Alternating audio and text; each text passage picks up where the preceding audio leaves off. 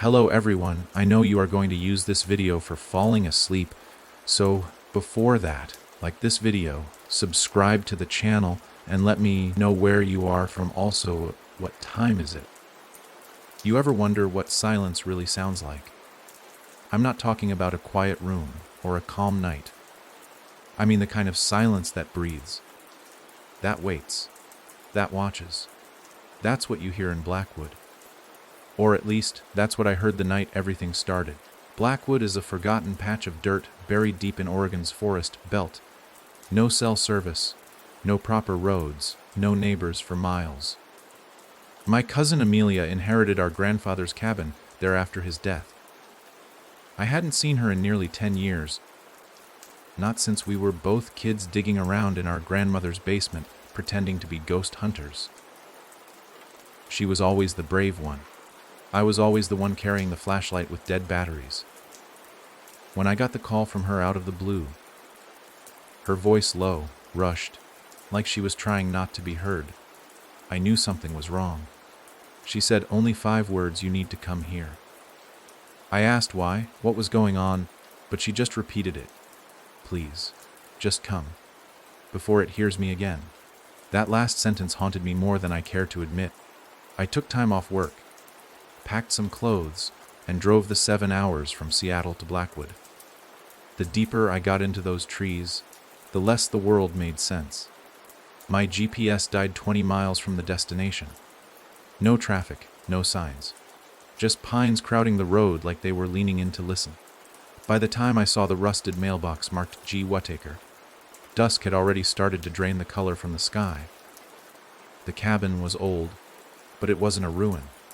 At least not yet. The front porch sagged like a tired old man, and moss covered most of the roof. But the windows were intact, and smoke puffed weakly from the chimney. She was home. Or so I thought. The door creaked open before I could knock. It wasn't Amelia who stood there. It was a man. Tall, gaunt, dirty. His eyes didn't blink. They didn't move. Just stared, like he wasn't looking at me but through me. "You're late," he said, his voice dry like dead leaves. "I think you've got the wrong." I started, but he turned and walked back into the cabin, leaving the door wide open. I hesitated. The air smelled strange, like rotting wood and something metallic. I stepped inside. The living room was dimly lit by a single oil lamp. Old books littered the floor, their pages torn out and pinned to the walls. Circles drawn in ash surrounded the fireplace. A weird, low humming filled the space, though I couldn't tell where it came from. "Where's Amelia?" I asked. The man didn't answer. Instead, he pointed to a hallway. "She brought it here," he whispered. "Now it knows your name too." I wanted to leave. Every part of my body screamed to turn and run. But I walked down the hall, calling for her. The door to the bedroom was slightly open. Inside, I found what I can only describe as wrong. The walls were covered with photographs. All of me. Childhood photos. High school graduation. Pictures I didn't even know existed, like one of me asleep on my couch last month. My stomach twisted. I backed away, heart pounding in my ears, when something on the bed caught my eye. A tape recorder. Old school. One of those chunky things with the red record button. I hit play. Her voice, shaky and breathless. "If you're hearing this, I'm probably gone. I made a mistake. I thought it was just a story. I thought the book was junk, but it's real. The whistler is real, and once you hear it, it follows. It hides in sound, it waits until you're alone, and it whispers. God?" It whispers, click. The tape ended. I stared at it, stunned, until something outside the cabin caught my attention.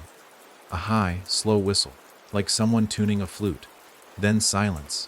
I spun around, expecting the man to be behind me, but he was gone. No footsteps, no sound, just gone. The next hour was a blur. I searched the cabin top to bottom, calling her name, finding nothing. Only more oddities. Salt poured along the windowsills. Mirrors turned to face the walls. The fridge was full of candles instead of food. And in the bathroom, behind the shower curtain, scrawled in something brown and flaky, were the words "Dio en les tiento it." I barely slept that night. I locked the bedroom door and shoved a dresser in front of it. Every time I started to doze off, I'd hear something. A creak. A breath. A whistle that stopped the moment I focused on it. I wanted to believe it was just my nerves. But by morning, the man was back, sitting in the living room like he hadn't moved. "Did you read the journal?" he asked. "What journal?" I snapped. He pointed to a loose floorboard under the rug. I pried it up and found a weathered leather, bound book stuffed beneath it. No title. Just the same strange symbol from the pages pinned to the walls. A circle with jagged lines cutting through it like shattered glass. Inside, Amelia's handwriting filled the pages. It started with a story Grandpa told us as kids. The Whistler. I thought it was a fairy tale. He said it was older than the trees, that it could only be heard if it wanted you to hear it. That once you did, it never left. It didn't kill. Not right away. It watched. It waited. It whispered until you whispered back, and that's when it came inside. I stopped reading. My skin prickled. The man leaned forward. It speaks in voices you trust. Ones you miss. It learns your memories. That's how it gets close. I didn't want to believe him. But he spoke with a conviction that made disbelief impossible. I asked who he was. His face darkened. "I listened to her tape too," he said. But too late. I was her boyfriend. I stared at him. That wasn't possible. Amelia's boyfriend was named Chris. I remembered him from pictures. This guy looked decades older than he should have. "That was 5 months ago," he added, answering the question I hadn't asked. I stepped back, horror dawning. "What day is it?" he asked suddenly. "July 7th. He shook his head. "It was June when I arrived." I checked my phone. Dead. I checked my watch. It had stopped at 2:14 a.m. He stood, suddenly agitated. "We shouldn't be here." "Not now. Not when it's daylight. That's when it hides inside the echoes." I grabbed the journal and followed him outside. The woods were thick, but he seemed to know where he was going. After about 20 minutes, we reached a clearing. In the center stood a stone well. No rope. No bucket. Just an open hole into the dark. He gestured to it. "That's where it started. Your grandfather found it. Said he heard music coming from it. Like lullabies from his childhood. He built the cabin here to keep watch over it." I leaned over the edge. Nothing but blackness.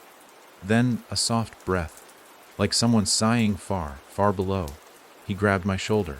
"Don't listen. No matter what it says." We left the clearing. On the way back, we passed a tree with fresh carvings in the bark. A name, Amelia. Below it, a single word etched in jagged strokes, "Mieni." We returned to the cabin just as the sky started turning gray again. It was barely noon, and yet the light was already fading. I spent the rest of the day reading more of the journal. The deeper I went, the worse it got.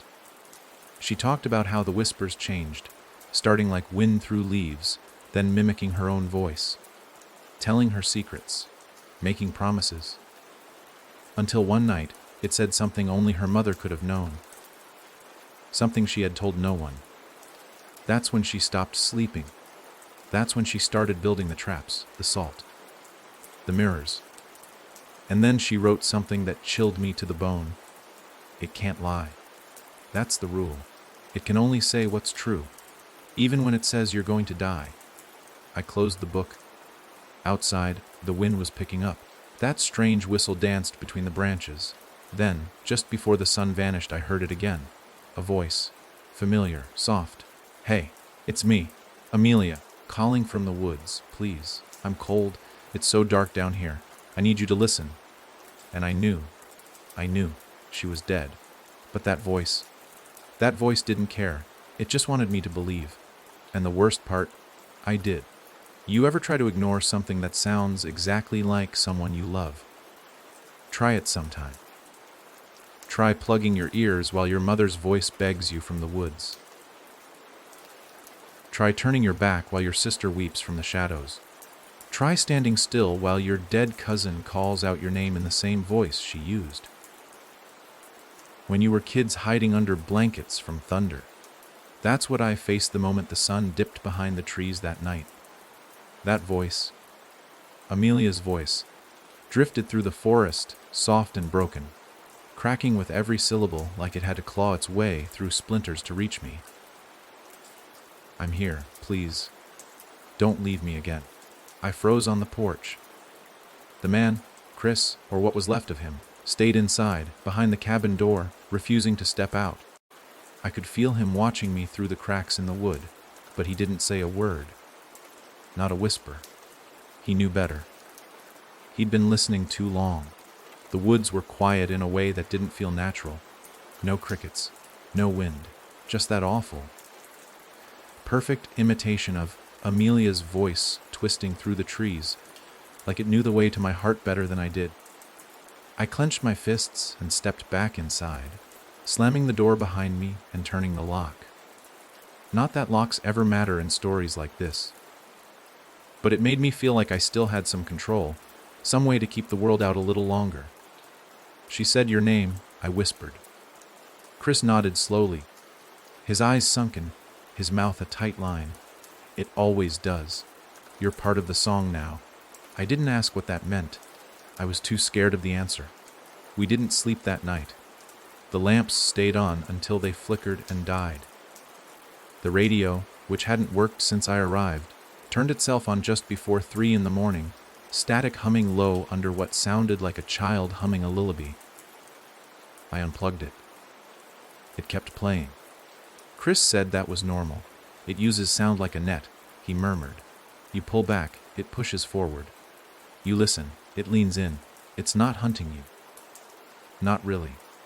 It's waiting for you to want to listen. That's the trap. I asked him again what had happened to Amelia. She followed the voice into the well, he said. That's what it wants. That's the game. Get inside your head, use your memories like keys. It doesn't need to chase you. It just waits for you to open the door.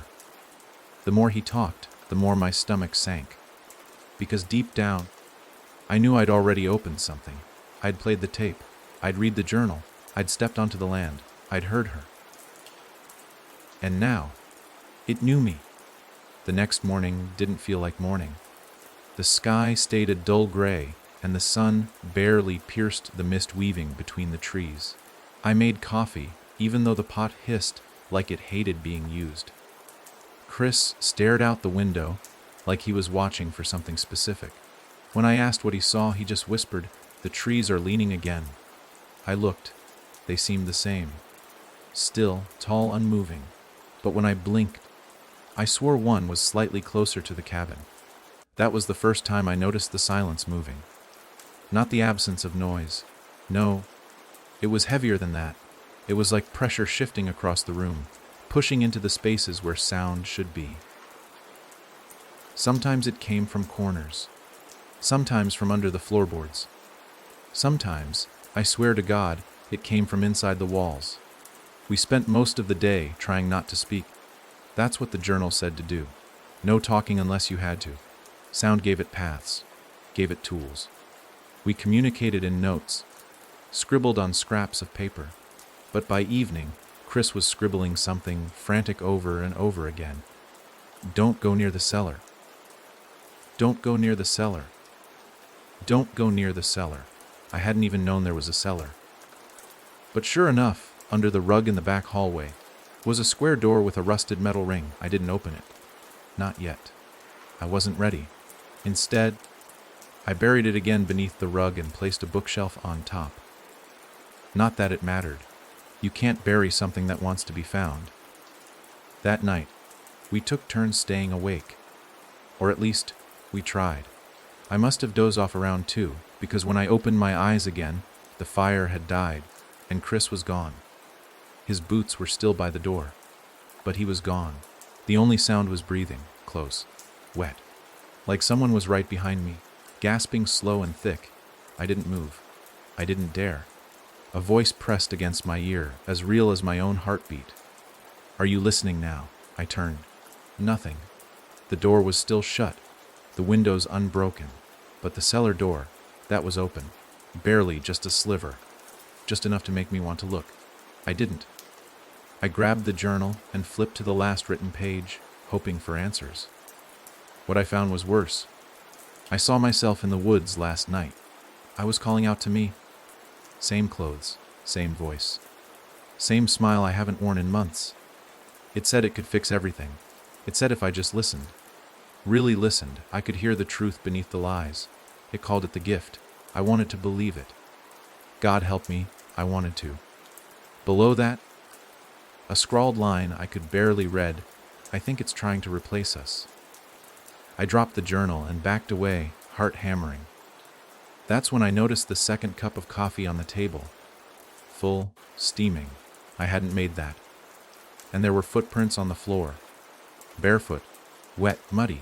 They led out of the cabin and into the woods. I grabbed a flashlight and followed. Not because I was brave, because I needed to know. The trees were impossibly dense, like they'd grown closer together in the past day. Branches reached down like claws. Fog clung to my ankles like fingers. And every now and then I heard her, Amelia, laughing, crying, whispering things she used to say when we were young. Inside jokes, childhood secrets. Stuff no one else could know. Remember the time you broke Mom's mirror and blamed it on me? She giggled. I never forgot. My feet crunched over dried leaves and bones. Small ones. Bird bones. Rabbit bones. Maybe worse. Then I saw it. Chris, standing at the edge of a ravine, his back to me, shirtless, arms out, head tilted to the sky, whispering something over and over again. I called out to him. He turned. And it wasn't Chris. It wore his face, but it wasn't him. His eyes were empty holes. His mouth stretched too wide, corners tearing. His chest opened like a second mouth, ribs split wide. Tongue coiled inside like a snake waiting to strike. I ran. Branches clawed at my face, the fog grew thicker, and the trees started humming, not with wind but voices. A chorus of people I knew.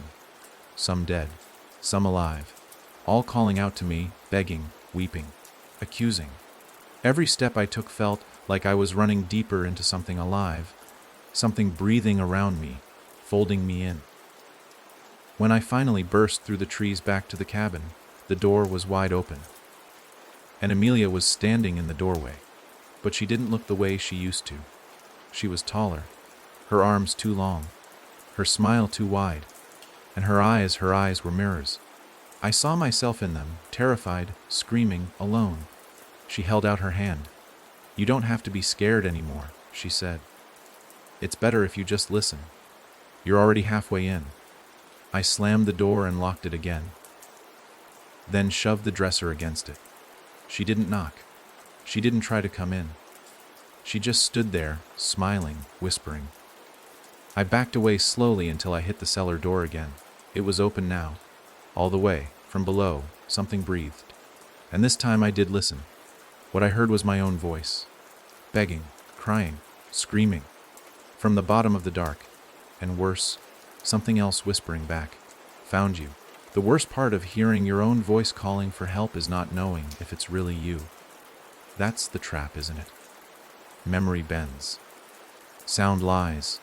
And if the thing in the cellar can wear your voice, it can wear your thoughts too.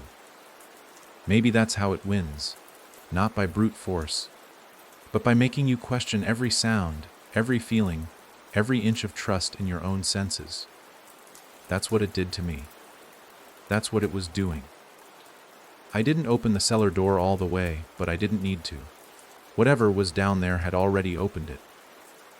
The air drifting up was cold and wet, thick with a rot that had nothing to do with mold or mildew. It was the kind of stink that whispered of teeth and hunger. The kind of rot that waits. I backed away, my breath catching in my throat, and pressed myself against the far wall, never taking my eyes off the blackness yawning below. Outside, the whispering hadn't stopped. Amelia, whatever version of her that was, still stood on the porch, still smiling, still whispering things meant to pull at something soft in me. Regret, guilt, memory. That thing knew how to mimic more than just a voice. It mimicked the pause between words, the nervous laugh she used when we were scared. Even the way she'd suck in her breath when she was about to cry, but didn't want me to see. But then something broke the illusion. She blinked, just once.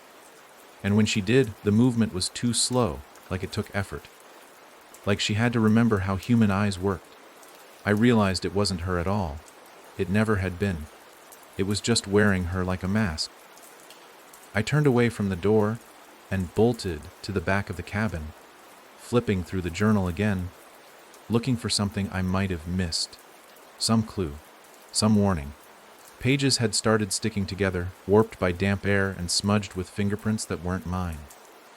On one page, written in thick black marker, like it had been scrawled in a panic, were 4 words DONTRUSTHEDAD.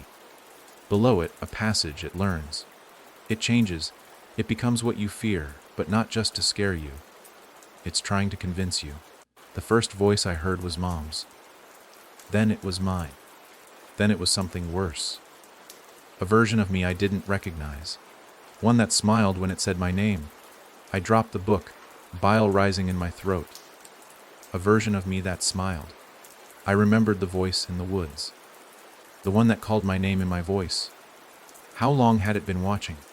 How long had it been practicing? I didn't know if Chris was alive anymore, or if he ever had been.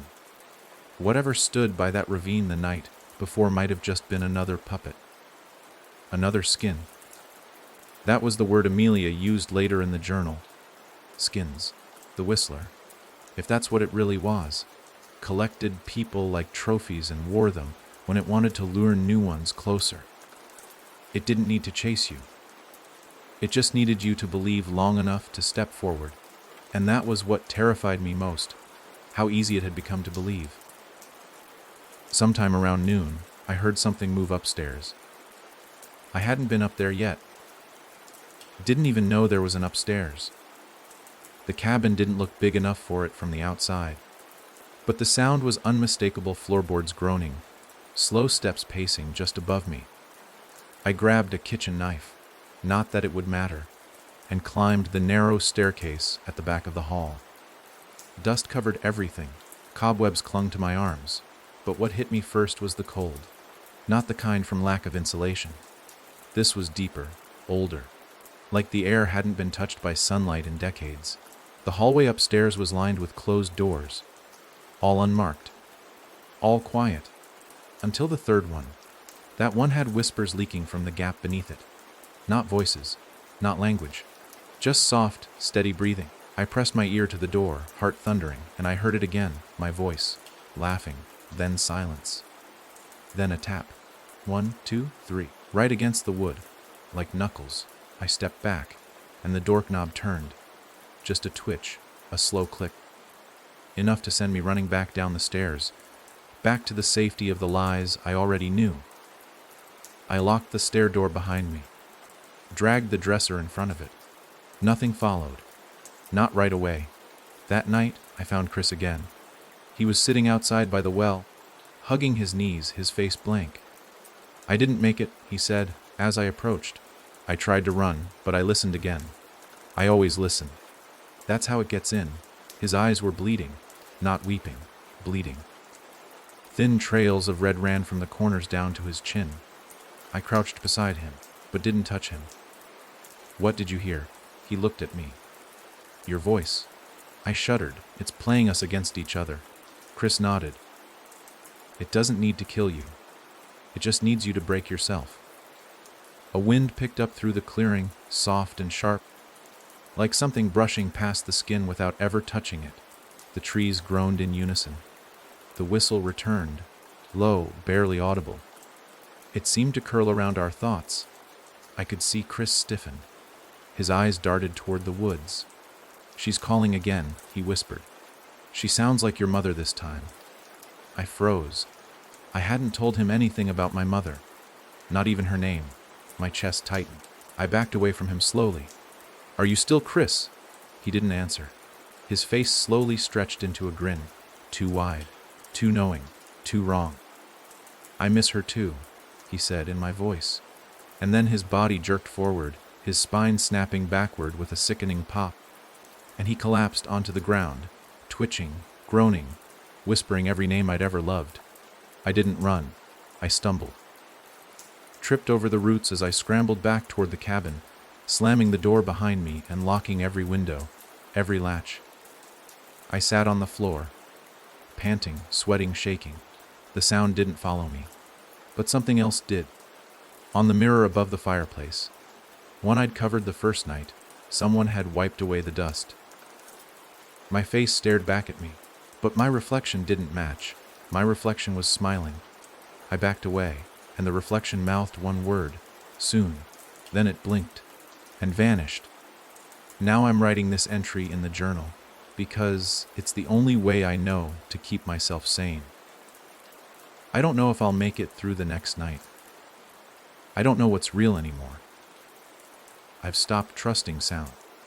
I've started talking to myself in whispers I can barely hear just to know if something's repeating them. And I haven't opened the cellar again, but I hear footsteps down there now, pacing, waiting, whistling a lullaby I haven't heard since I was 6. The song my mother used to sing before she died. I want to believe this is all a trick, but part of me knows the truth. I already listened. And now it's listening back. It started whispering to me the second night I refused to sleep. Not with words at first. That would have been too easy. It was the sound of dripping water. Over and over, slow and measured. Then the tick of a clock I didn't own. Then a faint creaking, as if someone were shifting their weight just outside the door. It always came just after midnight, like it was checking if I'd finally cracked. I'd lost track of how long I'd been in the cabin. The days had begun to blur together, their gray skies offering no hint of time. The trees never swayed anymore, not even with the wind. They stood still, like an audience waiting for the next act. That morning, I think it was morning, I found another note in the journal, one I hadn't seen before.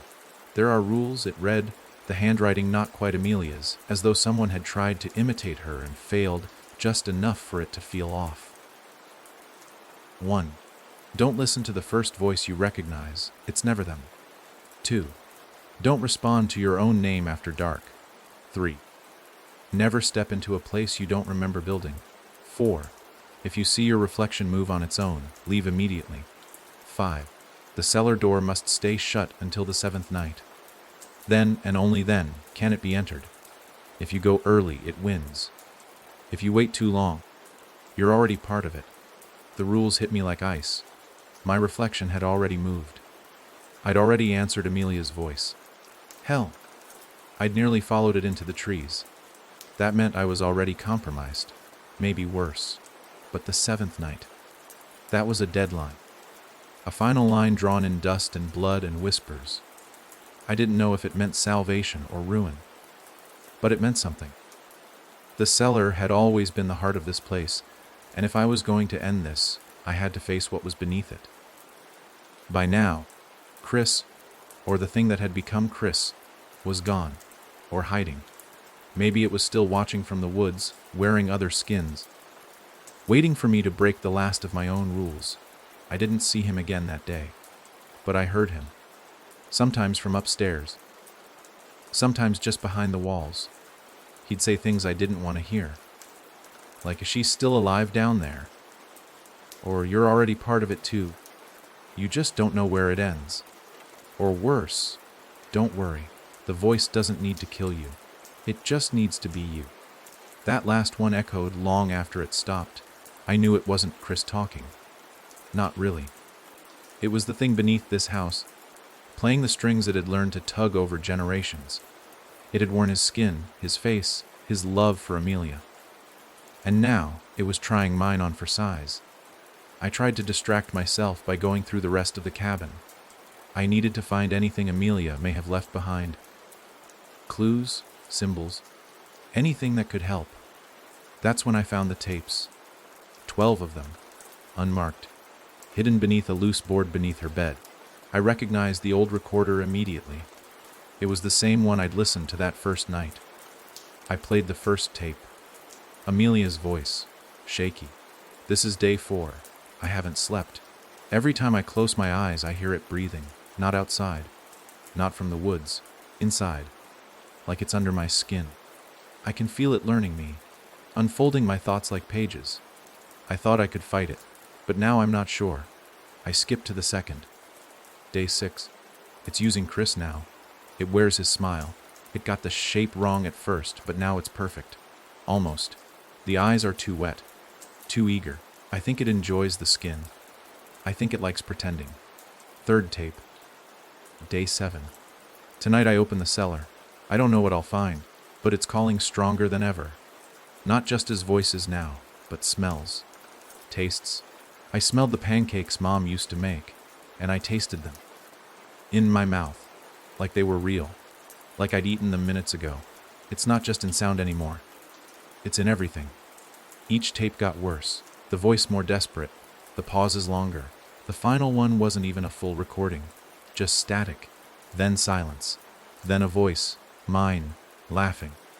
I dropped the recorder. It hit the floor and kept playing the laugh. That same low, cruel laugh I didn't recognize. I smashed it. And it laughed louder. The only way I got it to stop was throwing it into the fireplace and lighting a match. The fire hissed like it had swallowed something alive. For a moment, the smoke curled into the shape of a face that looked like mine, but twisted. Mouth stretched, teeth too sharp, eyes too bright. Then it vanished in the smoke. I spent the 6th night with the journal in my lap and the knife under my pillow. I didn't speak. I didn't listen. I didn't move. But the cabin did. The floor creaked with footsteps that weren't mine. The wind whispered songs I hadn't heard since I was a kid. The upstairs door opened and shut by itself, slow and deliberate. And at one point, around 3 in the morning, I heard my own voice coming from beneath the floorboards whispering a countdown. 3, 2, 1. Knock, knock. Then a knock at the front door. I didn't answer, and I didn't sleep. By sunrise, if that dull gray glow could still be called that, I knew what I had to do. It was the 7th day. The journal had been clear. Now or never, I cleared the room of every mirror, every object that could reflect. I laid a circle of salt around the cellar door and whispered one thing out loud before opening it. Whatever you are, I'm not afraid. I lied. The door opened slowly, the hinges groaning like they hadn't moved in years. Cold, wet air wafted up, heavy with moss and mold and something older. The stairs led down into blackness. I took a lantern, one of the old oil ones, and stepped down. 1 step, 2, 3. The sounds of the cabin above faded. The world shrank to the small ring of light the lantern gave off. The stairs curved, which didn't make sense. The cabin wasn't wide enough for this. Then I hit the bottom. The cellar was larger than I thought. Stone walls slick with moisture, roots crawling across the ceiling like veins. In the center of the room was a circle of mirrors, shards stuck in the dirt, angled toward a pit in the middle. In the pit something moved, a bundle of rags, hair, bone, whispering. I stepped closer, and it looked up. It had my face, but not just mine. It shifted, from mine to Amelia's, to Chris's, to my mother's, my father's, every face I'd ever loved, every voice I'd ever trusted, and it spoke. You invited me when you listened. I raised the lantern. Its eyes reflected the light and shimmered, not like glass, but like water rippling just before it swallows something whole. I wanted to ask what it was, but I already knew. It was everyone I'd ever lost. It was memory, hunger, longing. It was the whisper that never leaves. And as I stepped into the circle of mirrors, it grinned with a mouth that went ear to ear and whispered something that froze my blood. You've heard me. Now let me in. I wish I could tell you what I felt when I stepped into that circle of mirrors. I wish I could describe it like something normal, cold, fear, dread. But it was none of those. It was recognition. Like I'd finally arrived somewhere I was never supposed to know existed, yet somehow always belonged. The creature in the pit, that thing with my face, didn't move like flesh. It pulsed, like it was breathing through skin it had borrowed. The more I looked, the more it changed. Faces came and went like flashes of memory. My grandmother, the teacher I had in second grade, the man I saw drown when I was 10. People I'd forgotten. People I shouldn't remember. It wasn't just wearing their faces. It was made of them. The whispering didn't stop. It got closer. Not louder. Closer. Like it was curling around my skull, slipping into the parts of me that language never touches. I could feel it behind my eyes. It didn't speak like a person. It felt like words. A pressure, a suggestion. Like it didn't need to talk if it could just move you. Let me in, it said again, but this time I didn't hear it. I felt it. In my ribs. In the gaps between thoughts. I dropped to my knees, dizzy. The mirrors around me began to shake, humming in unison. I looked down into the pit. And it smiled again, but the smile didn't end. It grew. The face splitting open into something that wasn't teeth, but shapes pretending to be teeth. There was no end to the mouth. Just more of it. And from that grin came something worse than words. Memories. Mine, but twisted. It showed me Amelia, laughing. But she was laughing at me. Her eyes hollow, her teeth stained red. It showed me my childhood home, but the sky was black and dripping like wet ink. And my parents were hanging from the ceiling like puppets, their mouths wide, playing the lullaby I'd heard in the woods. My hands were bloody. I could feel the warmth of the blood even though I hadn't moved. None of it was real, but my body didn't know the difference. I closed my eyes, but that only made it worse. Behind my lids were flashes, faces of people I loved screaming in voices that didn't match their mouths. The smell of Amelia's perfume and my mother's cooking. The sound of my own laugh played backward. Then silence. Then a door. I saw it. Wooden. Ordinary. Floating in the dark like it didn't belong there. The creature's whisper pushed again. Behind that door is the truth. My hands moved before I could stop them. I wasn't controlling them anymore.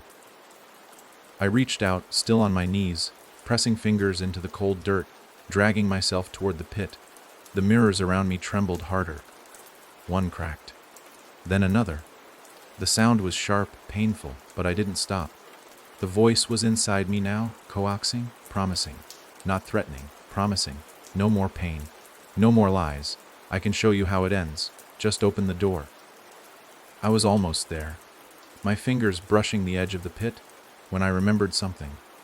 A detail from the journal. A line I hadn't thought mattered at the time. It never asks for permission directly. If it does, it means it's weak. It means it's still outside, and it needs you to let it in. I froze. That's why it whispered. That's why it didn't grab me. It couldn't. It was still outside. That door it kept showing me. It wasn't a metaphor. It was real, and opening it would be the last mistake I'd ever make. It wasn't going to possess me. It wanted to become me. My hand hovered just above the dirt. Inches from the pit, the smile below widened, sensing my hesitation. It tried again, this time with my mother's voice, sweet and warm, the same way she used to wake me up for school when I was small. Come on, sweetheart. Just a step closer. I shut my eyes and screamed. No. Everything stopped. The humming from the mirrors ceased. The dirt floor grew cold. The creature hissed, its many voices twisting in protest. For the first time, it recoiled. The faces melted away, folding into themselves like wax under flame. The pit shrank. The smell of rot vanished. The mirrors cracked completely, their edges gleaming in the lantern light. And the cellar changed. I was standing not in a dark pit, but in a room. An old one. Bookshelves lined the stone walls.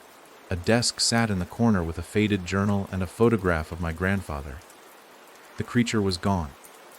Or hiding, because in the center of the room, where the pit had been, now stood the wooden door I had seen in the vision.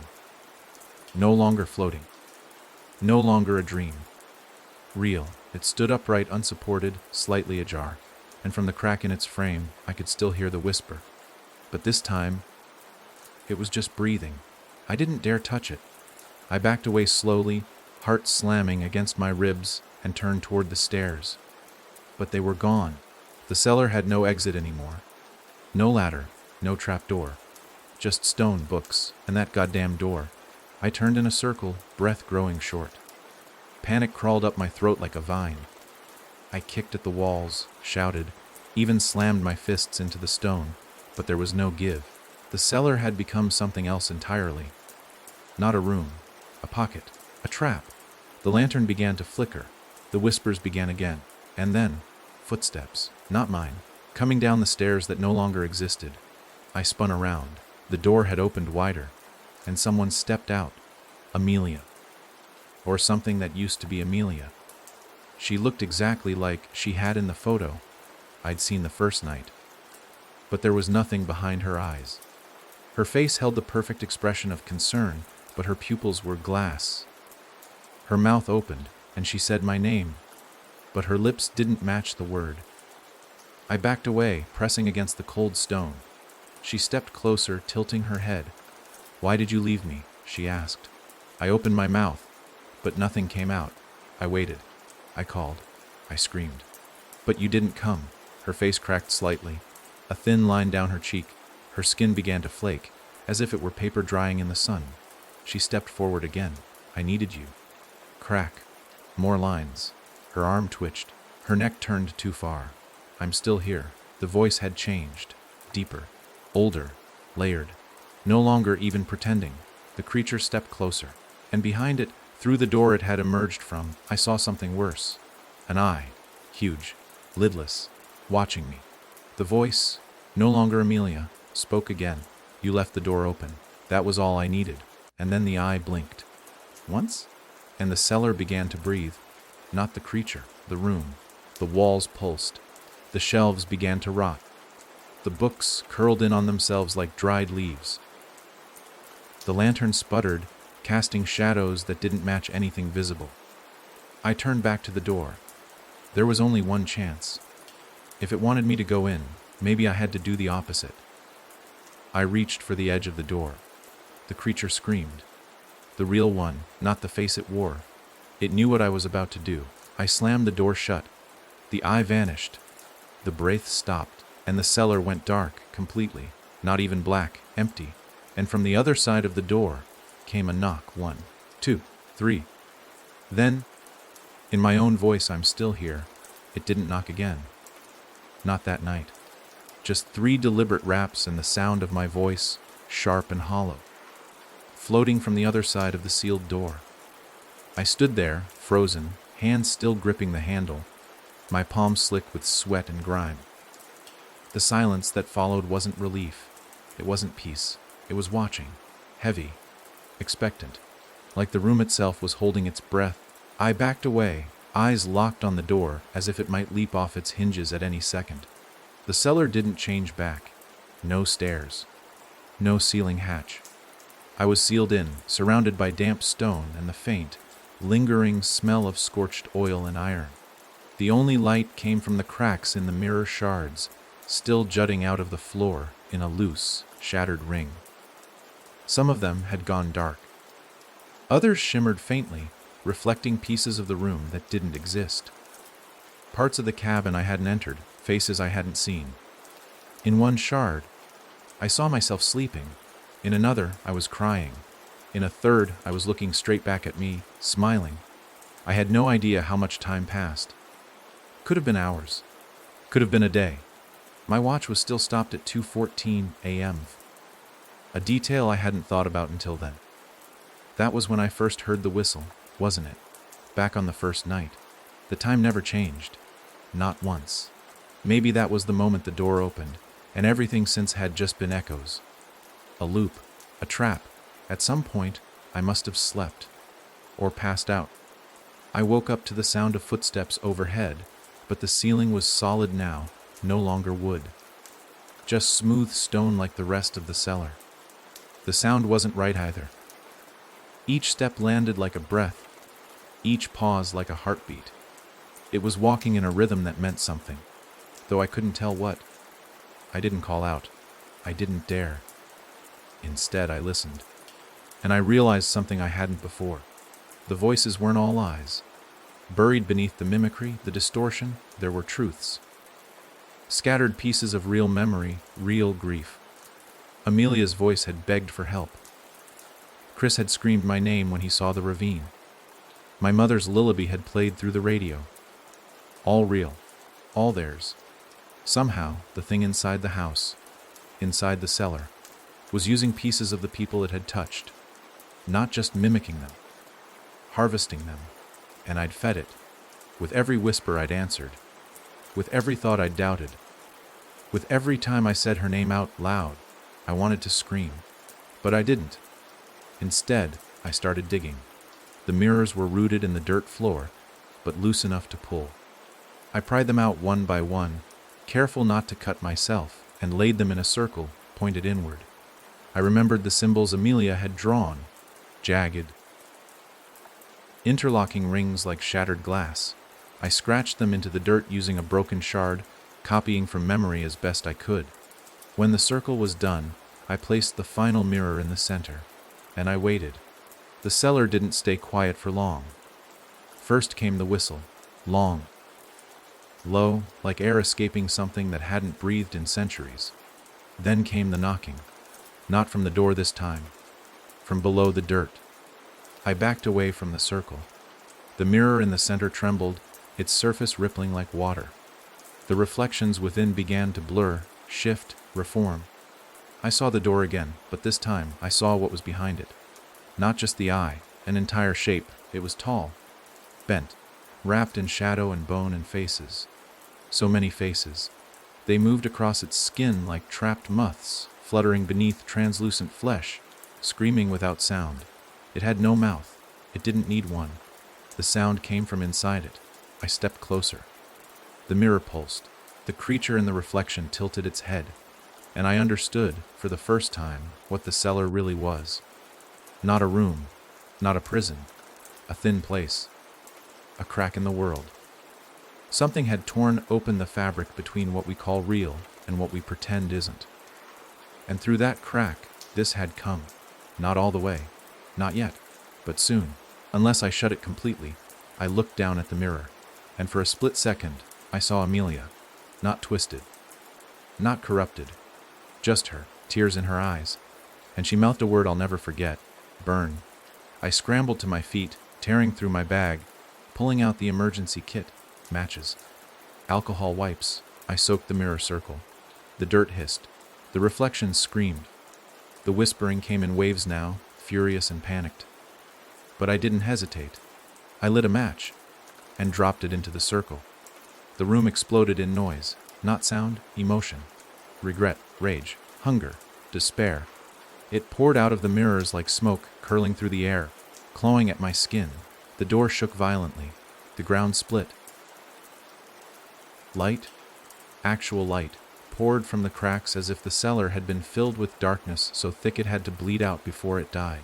And then, silence, not emptiness. Stillness. The kind of silence you only feel after screaming. I collapsed, coughing, eyes stinging, lungs full of ash. When I opened them again, I was no longer in the cellar. I was in the woods. Back behind the cabin. Dawn was breaking. Real dawn.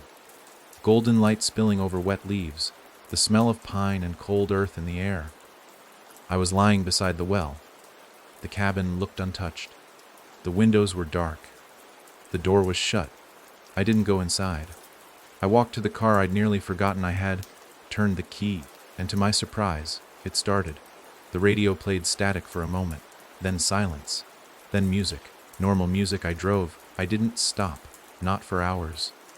Only when I reached the nearest town and saw other people, normal people, laughing, drinking coffee, walking dogs, did I believe I was out. But I wasn't free, because that night, as I lay in a motel bed with the TV on and the lamp lit, I heard it again. A whistle. Not outside, inside the room. I turned to the mirror above the desk and saw myself, smiling. The smile in the mirror wasn't mine, not really. It had my shape, my teeth, even the scar above my eyebrow I got when I was 9. But the eyes were too still. That was always the giveaway.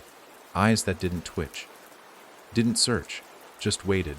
I stared at the reflection for a long time, not moving, not blinking, afraid that if I did, it would do something I wasn't prepared to see. It didn't. It just smiled, patient and hollow, like it was trying to remember what a face was supposed to look like. I turned away. Didn't look back. That night at the motel, I didn't sleep. I sat in bed with the lights on, and the blanket pulled to my chest like a kid hiding from thunder. I left the TV running just for the noise. Cartoons, mostly. Things with no whispering, no shadows, no chance of real people's faces showing up where they didn't belong. But even then, the screen flickered once. Briefly. And I could have sworn, for half a second, one of the characters turned to the camera, looked straight through it, and mouthed a word soon. I left the motel at first light.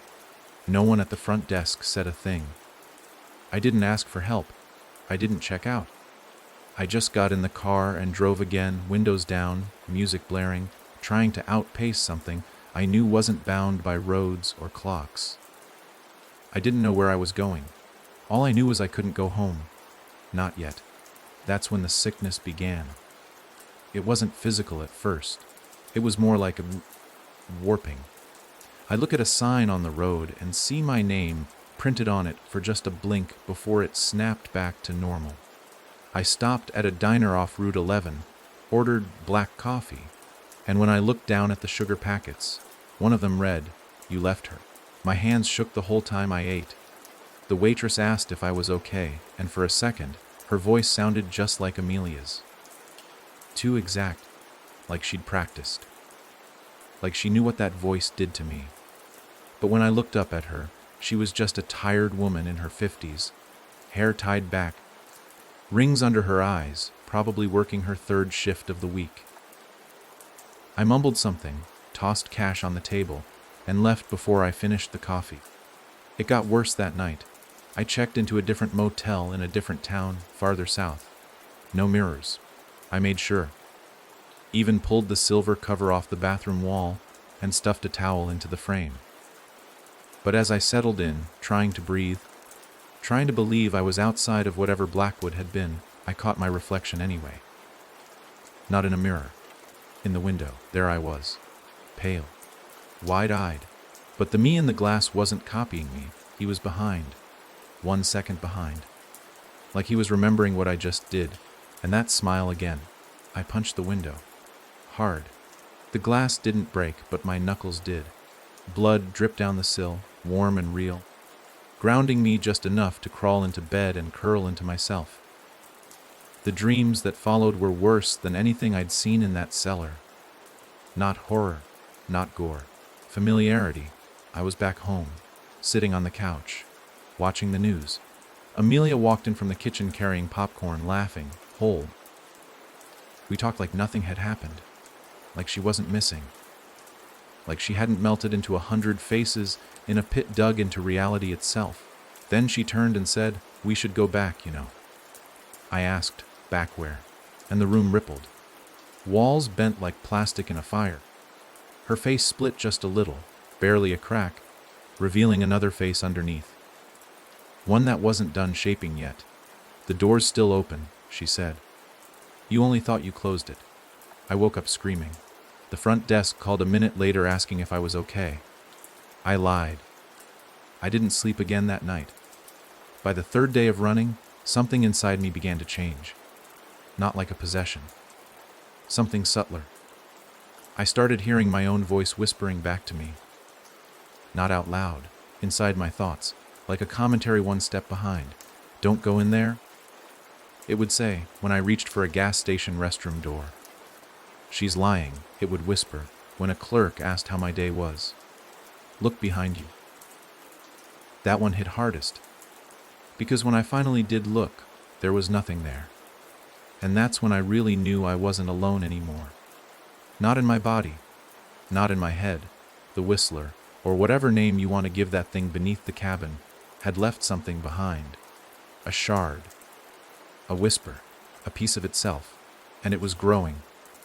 I drove until I found an abandoned church just off a forgotten county road. One of those crumbling places with broken stained glass and missing pews. The kind of building no one checked on. I needed to be alone. Not for safety, for containment. I parked the car facing the road so I could see if anything followed, then walked inside and sat in the center of the room. I didn't pray, didn't cry, just waited. The whisper came faster now. Louder, more confident. It wasn't asking anymore. It was telling. Let me help you. Let me speak. You're tired. Let me speak. I screamed until my throat bled. It didn't stop. The sun began to set, and somewhere behind the altar I heard music. Soft, childlike.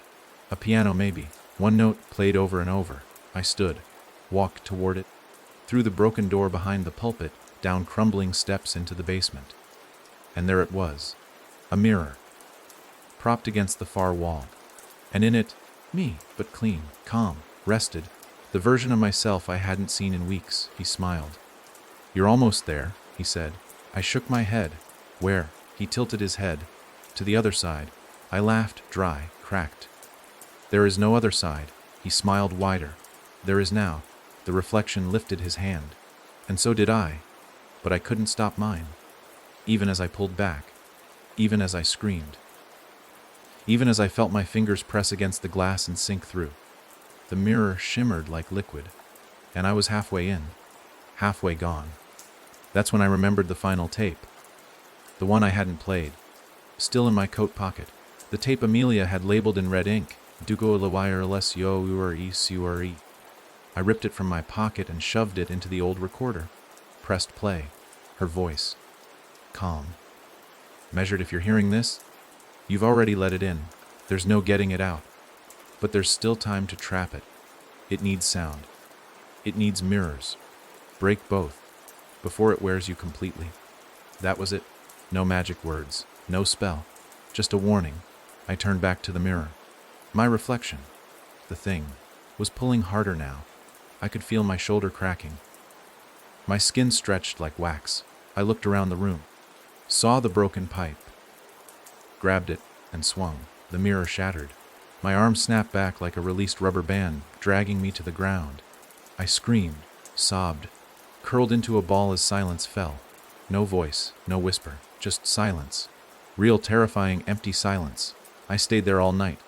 And when I rose the next morning, bloodied and broken, I walked out into the light with one truth I could no longer deny.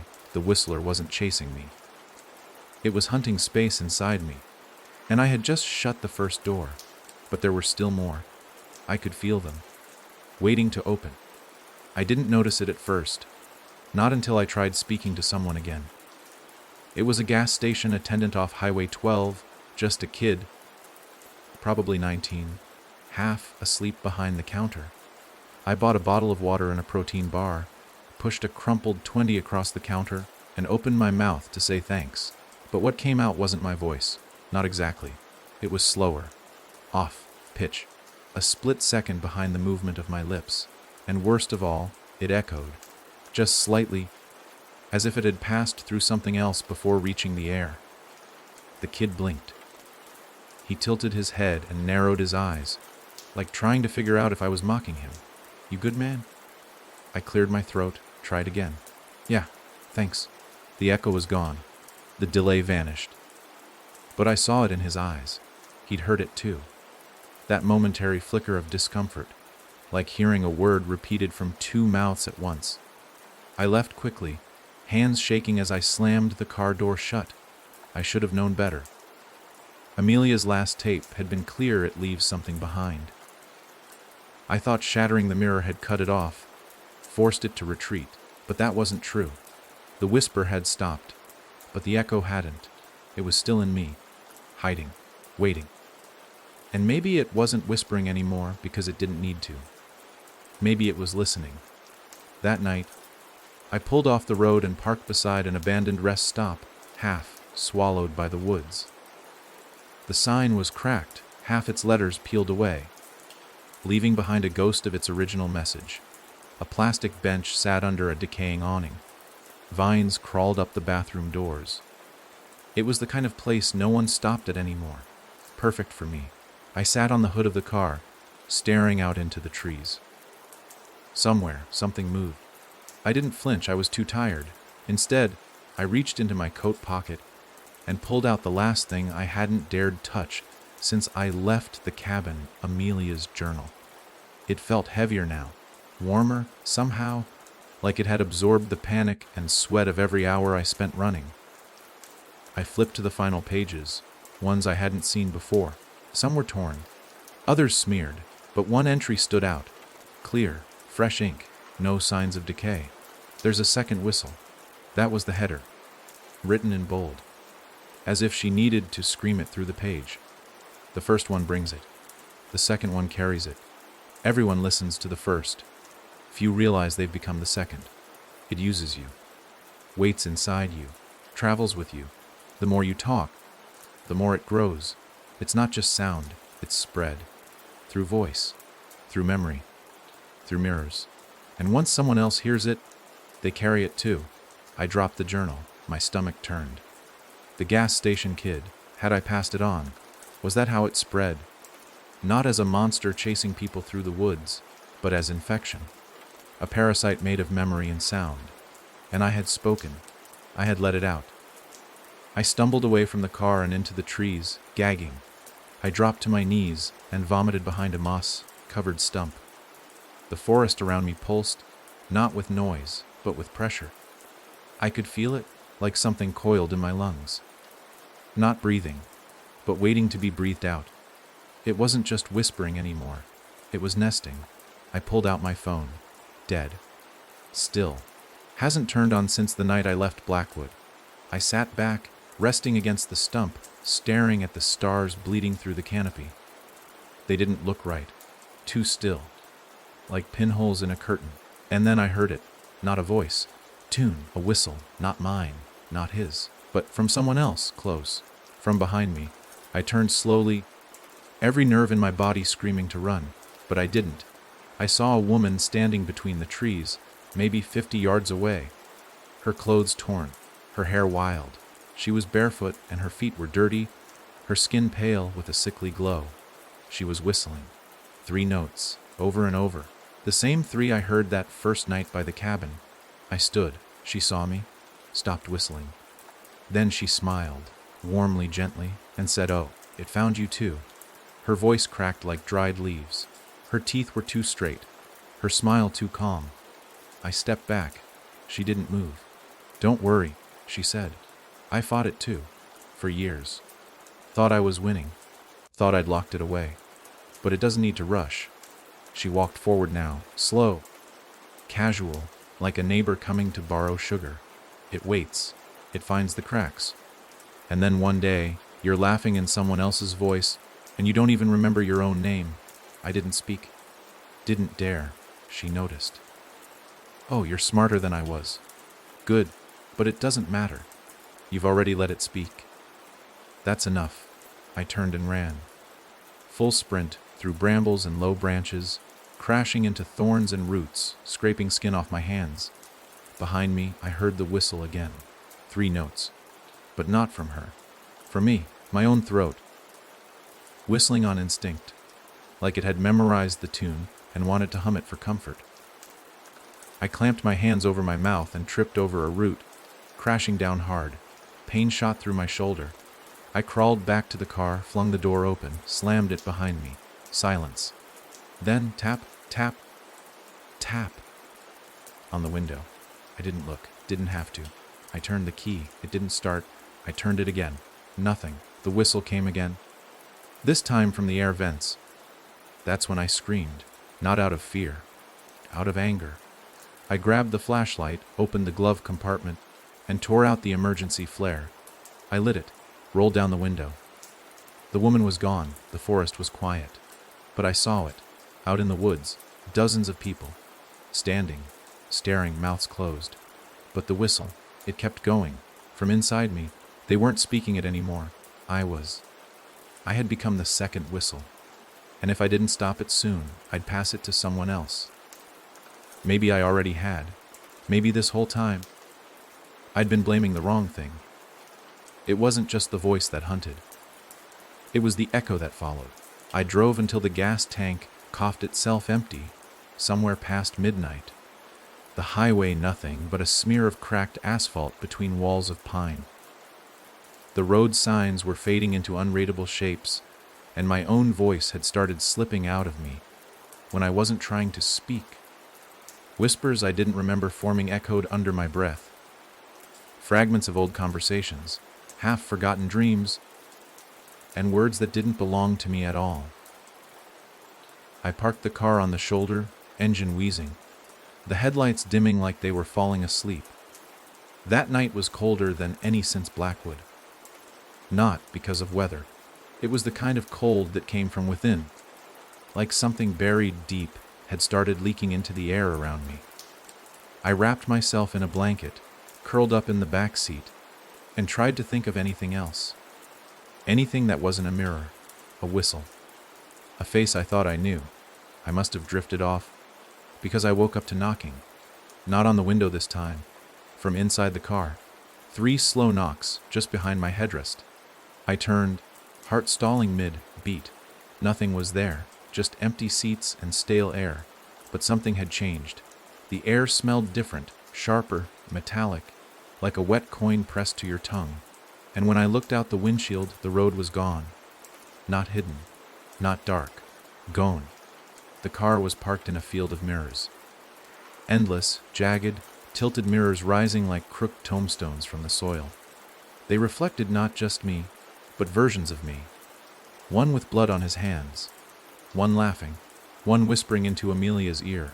And in every single reflection, my mouth moved even when I held still. I got out of the car. The field stretched on forever. No sky, just blackness overhead like the world had folded in. I walked. Each step echoed, not just with sound, but with thought. Like my mind had become a hallway full of open doors, and something kept stepping through them, wearing my memories like costumes. And then, ahead of me, I saw a structure, a cathedral made of mirrors. Its spires curved in on themselves. Its doors were wide open. Inside I could see shapes moving, tall, hunched, wrapped in reflections that didn't match. Some wept. Some screamed without sound. One stood completely still, head tilted, watching me approach. I should have turned back, but I didn't. I was past that now. Curiosity wasn't the danger anymore. Complacency was. The figure waiting at the entrance wore Amelia's shape, but something in her was cracking. Her arms bent at impossible angles. Her smile stuttered like a skipped frame. One eye blinked while the other stayed open. She spoke without moving her lips. "You're already in the chamber." I said nothing. She stepped aside. I entered. The walls were mirrors, endless, pulsing. They shimmered not with light, but with thought. Each reflected not just my face but my doubt. Every version of me that had ever made a mistake. Every selfish moment, every lie. Every whisper I'd ever answered. And they were watching me. All of them. One stepped out from the glass. It looked just like me, except its eyes were mirrors too. "Let me take it from you," it said, voice smooth and wrong. "You're tired." Another stepped forward.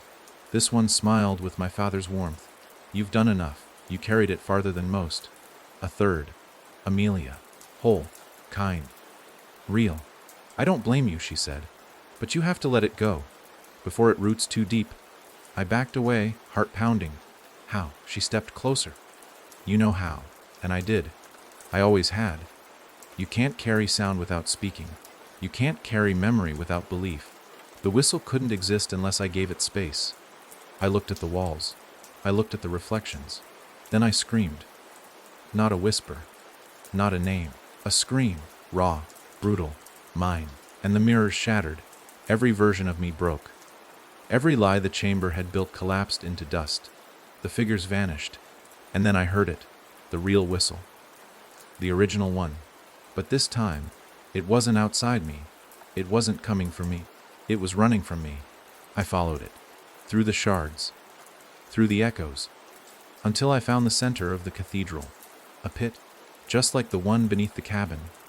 And at the bottom of it, huddled and whispering to itself, was the creature. The real one. No face. No body. Just voices. It was trying to reshape itself. Clawing through stolen sounds. Flickering through identities. It looked up at me and shrank. Because now, it knew I wasn't afraid to look at it. I opened the journal one last time, tearing out the last page. To end it, break the chamber, shatter the sound, and speak only the truth. I took a deep breath and told it the truth. You are nothing without my voice. You're just a hollow song, and I won't sing you anymore. Then I picked up a shard of mirror, and I spoke into it. Every truth I had, every fear, every regret, and I let it all out. The shard hummed, cracked. The cathedral trembled, and the whisper inside me screamed. I dropped the mirror, it shattered, and everything went dark. When I opened my eyes, I was lying on the side of a road. Morning sun bleeding through the trees. No cathedral, no voices, just the sound of wind and leaves. I sat up, checked my reflection in the car's window. No smile, no delay, just me, for now. But I know what I carry. I know what it waits for, and I know this isn't over.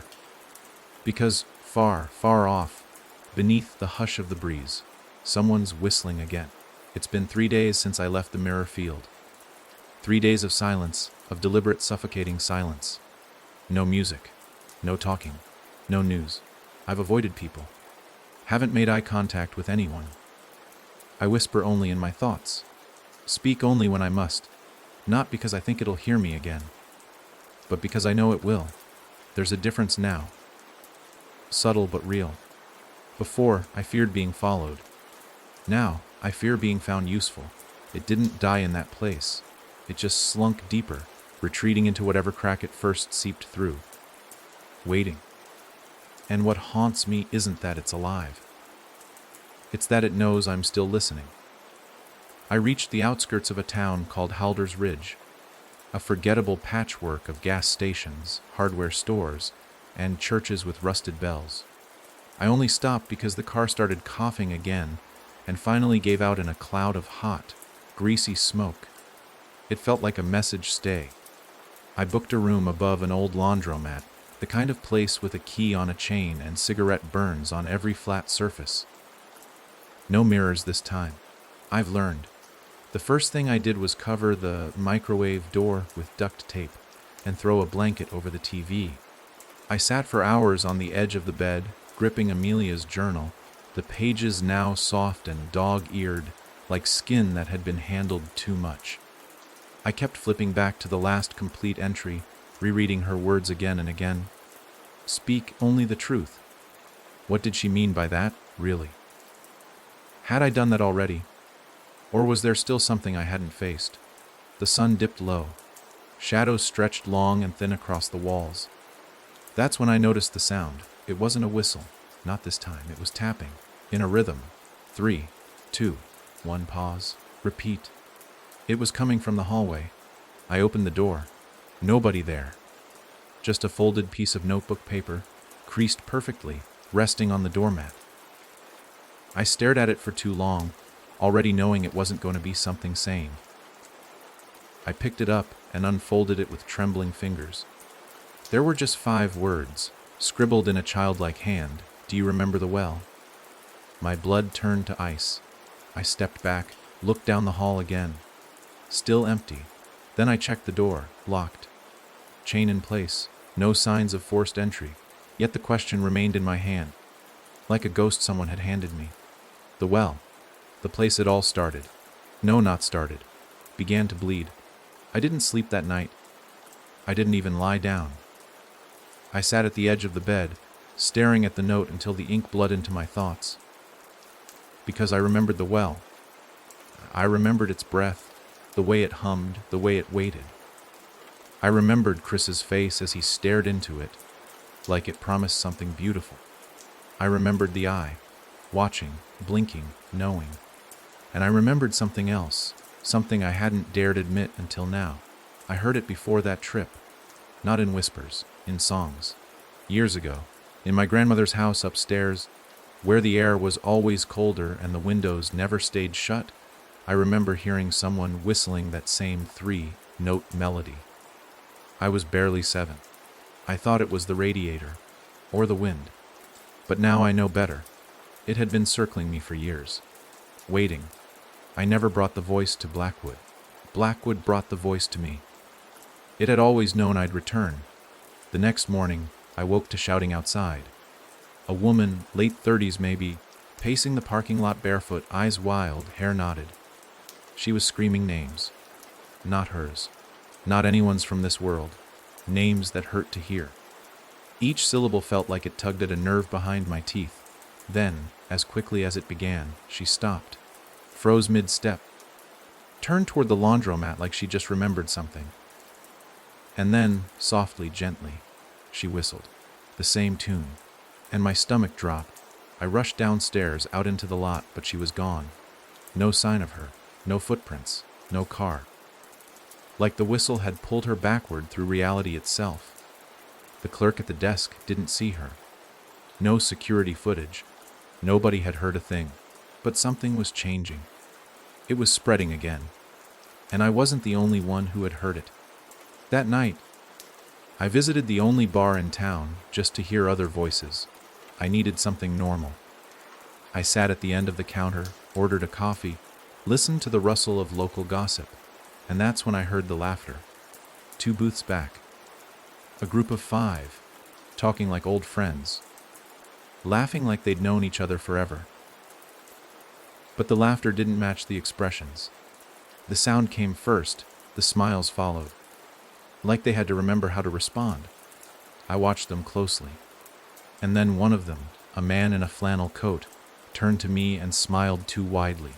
His lips parted, and without moving his tongue, he said, "You brought it with you." I stood, heart pounding. He just kept smiling. Another at the table, a woman with eyes too bright, lifted her drink. "To the second whistle," she said, and they all laughed again. Too perfect. Too delayed. I stumbled out of the bar, lungs tight, and ran. Back to the motel. Back to the journal. Back to the truth. Because that's when I finally realized what Amelia meant. Truth wasn't just confession. It was exposure. The creature thrives in confusion, in the half-step delay of belief and disbelief, in pretending not to know what you know. It waits in the pause. The only way to kill it is to say exactly what it is, call it by its name, and name what it does. So I wrote, in bold letters across a new page, "It steals voice. It wears faces. It mirrors memory. It is not a ghost. It is not a demon. It is us, hollowed and rewound. It is the echo of everything we ignore, and it wants to be believed." I wrote until the pen dried out, until my hand cramped, until the whisper came again, not in the air, but in my own voice. "You shouldn't have said that." But I smiled for the first time in weeks, because the voice was afraid. By the time I left Halder's Ridge, I could feel the thing flinching. Not visibly, not in the way most people would notice, but in the cracks between sound, the quiet that comes after a door closes, the hush just before you hear your own footsteps. There was hesitation now. Its rhythm was off. The whispers were less frequent. The voices less convincing. It was losing grip, and it knew it. Naming it hadn't destroyed it. But it had done something worse. It had cornered it. And a cornered thing doesn't vanish, it fights. I drove with no real destination. Roads blurred. Signs passed like half-remembered phrases in a dream. I avoided towns. Slept in the car with the windows cracked just wide enough to hear if anything tried to hum its way in. The nights were louder now, more birds, more wind, the buzz of insects. Sound felt real again. And I didn't realize how much I'd missed that until I cried just hearing crickets. Then I saw the sign. Not a road sign. A wooden one, nailed to a tree, hand-painted. I took Arham, Paraparparpide. It was old, weather-worn, tilted slightly, but it was enough. My grandfather's name. The trail beyond it was overgrown, swallowed by trees that had forgotten people ever walked there. But I knew where it led. Back to the first house. Not the cabin in Blackwood. The original house. The one he built before my mother was born. The one that burned down when I was a child. I followed the path in silence, Amelia's journal tucked under one arm, the other gripping the small hunting knife I now carried like a compass. The woods were quieter than I liked. That was the first warning.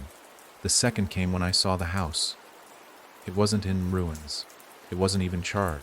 It stood tall, whole, untouched by fire or time. Fresh paint, curtains in the windows, lights glowing behind the glass. It should not have been there. I took a step forward. The front door opened by itself. A low creak, then a voice. My mother's. Dinner's ready. I froze. She was dead. Has been for years. I tried to turn back, but my legs wouldn't move. Not out of fear. Out of recognition. Because it had found a new tactic comfort. Not just horror. Not just terror, but nostalgia. Warmth, the ache of a past I'd trade anything to live in again. And that's what made it more dangerous. I stepped inside. The smell hit me first. Roast chicken, rosemary, something baking in the oven. My stomach growled against my will. The hallway was identical to how I remembered it as a child. Photographs lined the walls. My school picture. Amelia as a toddler in her high chair. Even my grandfather, pipe in hand, smiling with that same tired patience he always wore. The whispers didn't come. Not yet. That was the scariest part. It was waiting for me to speak. That was the game now. I entered the kitchen. My mother stood at the stove, stirring something in a pot. She turned to me, her smile soft, her eyes brimming with tears. I missed you, she said. My throat tightened. Not from fear, from grief. I know this isn't real, I whispered. Her smile didn't falter. That doesn't make it any less comforting. She stepped forward, held out her hand. Sit, eat, rest. You've carried it long enough. And then, from somewhere deep in the house, I heard it, the whistle. Not 3 notes this time. 4. It had learned a new song. I backed away. No. You don't have to be afraid anymore, she said. I'm not afraid, I said. I'm awake. The illusion shimmered. Her form flickered. Just once. Like static across a VHS tape. I pulled the journal from under my arm and flipped to the back where I'd written the truths. I began reading them out loud. It is not a ghost. It is not a demon. It is us, hollowed and rewound. She lunged. Flesh cracking. Mouth unhinging. Voice deepening. Stiop. The house groaned. The windows shattered inward. The floor beneath me twisted like it was breathing. But I kept reading. It steals voice. It wears faces. It mirrors memory. The kitchen burst into flame. But it didn't burn me. The fire was fake. Like the food. Like the warmth. And the house, now screaming, collapsed into its real shape. A black void. A hollow shell, its walls gone, its roof caved. I stood alone in the woods, wind howling around me, the fake world peeled away like old wallpaper. And in the center of the ruin, beneath the ashes, a door, wooden, same as before. But this time, carved into its surface were words I hadn't seen before: Only Oni Elievis. There was a mirror resting beside it, and in the mirror, I didn't see myself, I saw Amelia. Real, alive, screaming silently, fist pounding on invisible glass. And something behind her, a shadow, a face stretching open. I reached out, touched the mirror, cold. Then I felt it, a heartbeat, but not mine, hers. The mirror wasn't showing her, it was her, trapped. And now I understood. The whistle didn't just spread through sound. It captured every person who ever listened too long. Who followed the voice? Who answered when it called? They were inside it now, frozen behind false walls, waiting to be used again. I lifted the journal and wrote one final truth: I will be the last. Then I opened the door and walked into the dark. The moment the door shut behind me, I knew I wasn't in the world anymore. Not mine anyway. The air was wrong, thin and sticky, like breathing through wet cloth. Light came from nowhere, but it wasn't light. It was more like a memory of light, a flicker on the edge of vision that never settled. And the silence. It was deep. Not peaceful, not still. This silence strained. It stretched over something living, like skin pulled too tight over bone. I stood on what looked like a hallway, but it was moving, pulsing beneath my feet like it was part of something much larger. Something breathing. Each step I took sank just slightly, and I could hear the dull throb of whatever pulsed beneath, like a giant heart, wounded and waiting. There were no walls, just endless stretches of that not light. Shapes flickered far away, frames of rooms, pieces of furniture. Half-formed corridors that blinked into place and then melted away. But the worst part wasn't the movement. It was the presence. I wasn't alone. I felt it behind me the instant I crossed the threshold. Not the Whistler itself, no. This was something else. The house, or whatever this place truly was, had a mind, a personality, not intelligent in the human way, but aware, curious, and watching. I walked for what could have been minutes or hours. Time didn't exist here in the way I knew it. My watch was frozen at 2:14 again, and even my breath didn't leave fog in the air.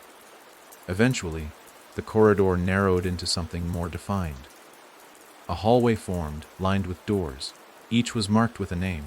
Some I didn't recognize, others twisted my stomach. Kares, Dranpe Mauela, Emem. That last one stopped me cold. The door with my name on it was slightly ajar.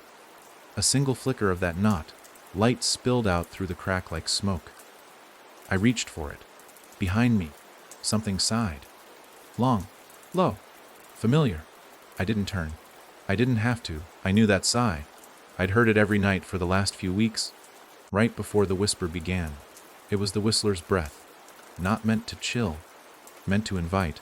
I pushed open the door, and there I was, not standing, sitting, at a table writing in a journal, the same one I carried.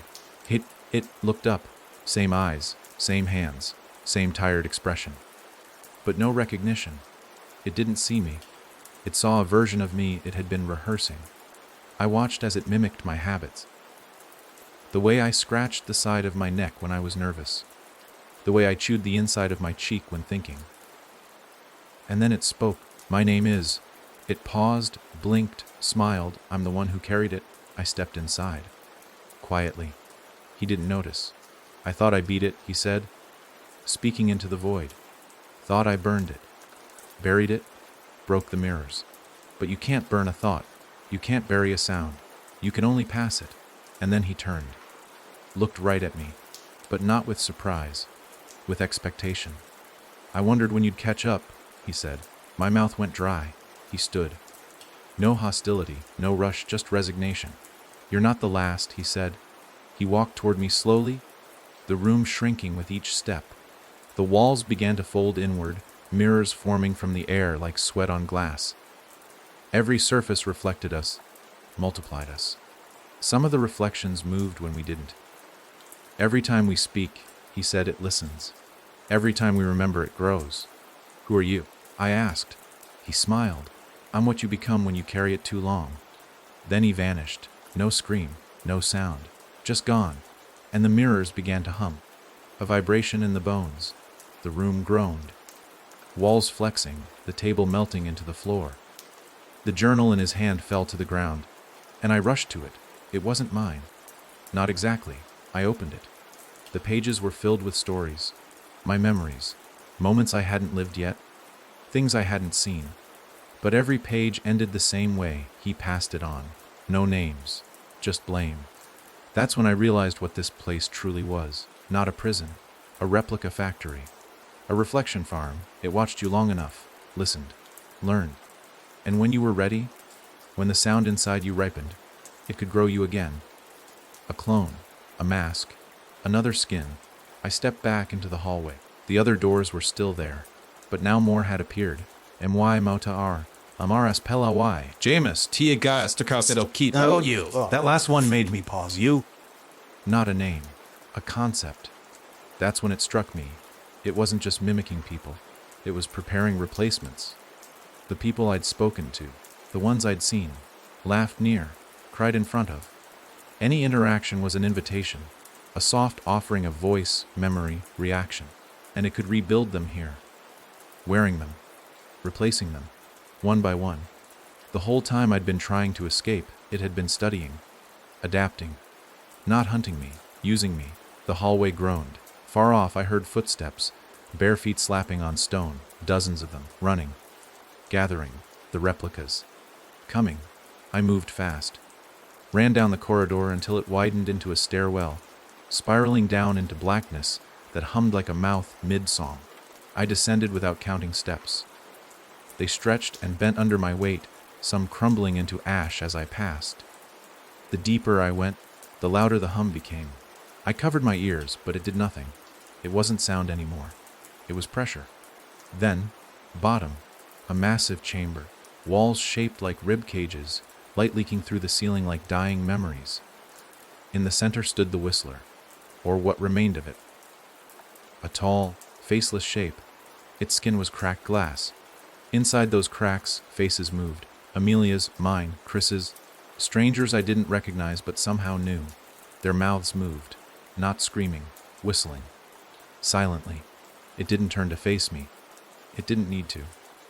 Its presence was like gravity, pulling everything toward it.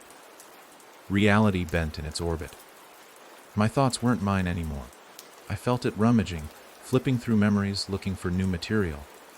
I stepped forward, clutching the journal. "I know what you are now," I said. The thing shifted. Its surface flickered. I saw my grandfather's smile, my father's hands, my childhood dog. It spoke, but the voice was mine. "You were always going to give in. You were always mine." I shook my head. Not this time. I opened the journal to the final page, tore it out, and whispered something no one had said in this place before. My real name. The one no one else knew. The one no one had ever used. Something private. Untouched. The room cracked. A deep split along the ceiling. The light intensified. The Whistler's shape trembled. It wasn't just echoing anymore. It was panicking. "Give it back," it said, all voices at once. "Givitback." But I kept going. I recited everything it had taken from me. Each lie. Each memory. Each stolen moment. And for each one, I took it back. Not with anger. With truth. The whistle started again, frantic, discordant, broken. I walked into its light. The glass of its body began to fracture. And I did something it couldn't understand. I forgave it. Not because it deserved it, but because that's something only a human can do. And that truth broke it. The entire chamber caved inward. The faces screamed, not in terror, but in release. Like trapped souls finally remembering their names. The walls collapsed. The stairwell vanished. And I fell. Through air. Through dark. Through silence. When I woke, I was lying in a field. Real grass. Real sun. Birds. Life. The journal lay beside me, its pages blank. The whistle was gone. The voices were gone. But in the distance, I heard something else. Children playing. Laughter. Normalcy. I stood slowly. Walked toward the sound. The final thought that passed through me wasn't fear. It was hope. Because maybe, just maybe, this time I left the door closed. The world didn't welcome me back with open arms. It stood still and silent, as if waiting to see what I would do next. The field I woke in stretched wide under a low gray sky. The kind that always feels like it's holding something back. The grass was damp, not with dew, but with something colder. Like memory had seeped into the dirt. I rose slowly, body aching like I'd been carrying a weight for days, months, maybe longer. No journal now. No whistle. Just my clothes tattered and damp, and the echo of something I hoped was finally dead. I walked. Where to, I didn't know. There were no roads, no paths. Just open land bordered by trees that stood too still. But they were real. I could hear the wind threading through them. I could smell pine, earth, and the metallic scent of rain that hadn't yet arrived. I walked until the field ended and the woods began, and I stepped between those trees with a caution that had nothing to do with fear and everything to do with memory. Every root reminded me of a night I tried to forget. Every fallen branch, a whisper. Not from outside, from within.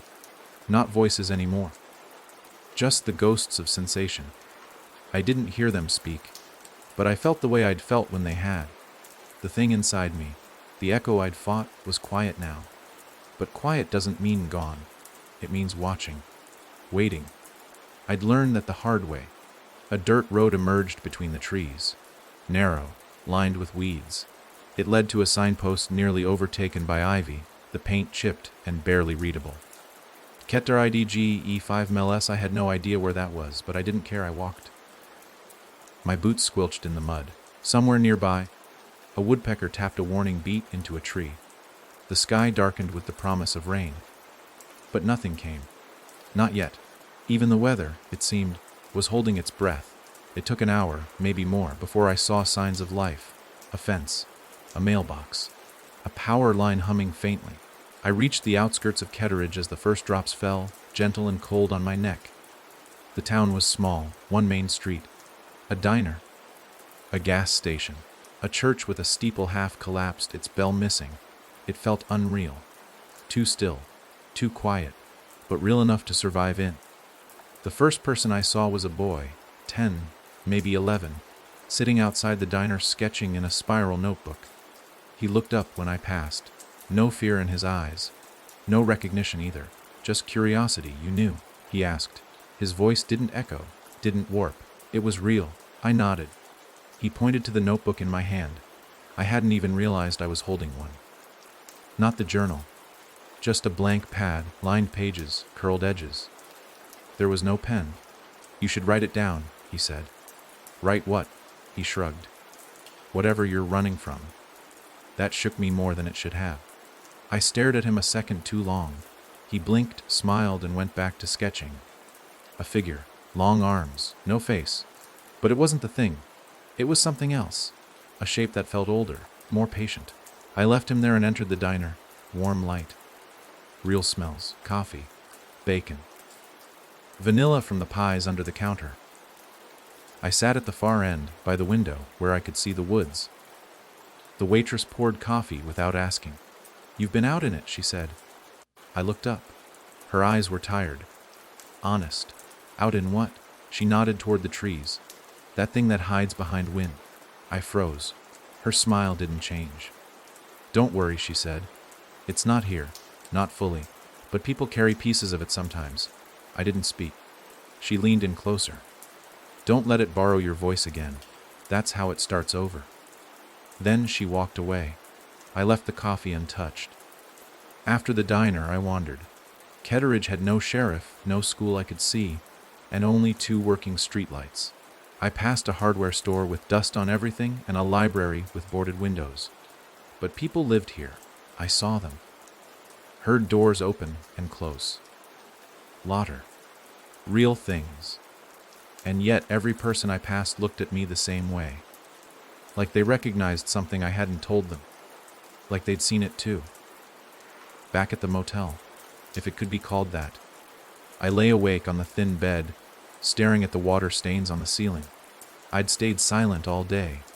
Not out of fear. Out of instinct. Every word I didn't say was another nail in the coffin of that thing's return. I didn't trust sound. Not yet. Not fully. But the silence couldn't protect me from dreams. That night, I was back in the mirror field. But there were no mirrors, just people, hundreds of them. Standing, staring, all whispering at once. And none of them had mouths. I woke to static. Not from the TV. From inside my head. A humming, like old cassette tape noise, crackling at the edge of thought. But then, nothing. Just silence again. I sat on the edge of the bed, gripping the notebook I didn't remember picking up.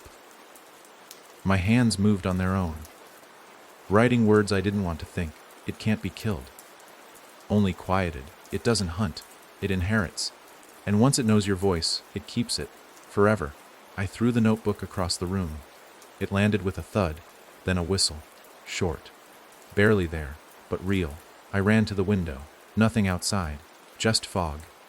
And the faint sound of wind. Except it wasn't wind. It was breath. Long. Slow. Waiting. I didn't sleep after that. And when dawn came, it wasn't brighter. Just lighter. As if something had shifted from night to another kind of shadow. I knew then what I had to do. Not run. Not hide. Not destroy. But warn.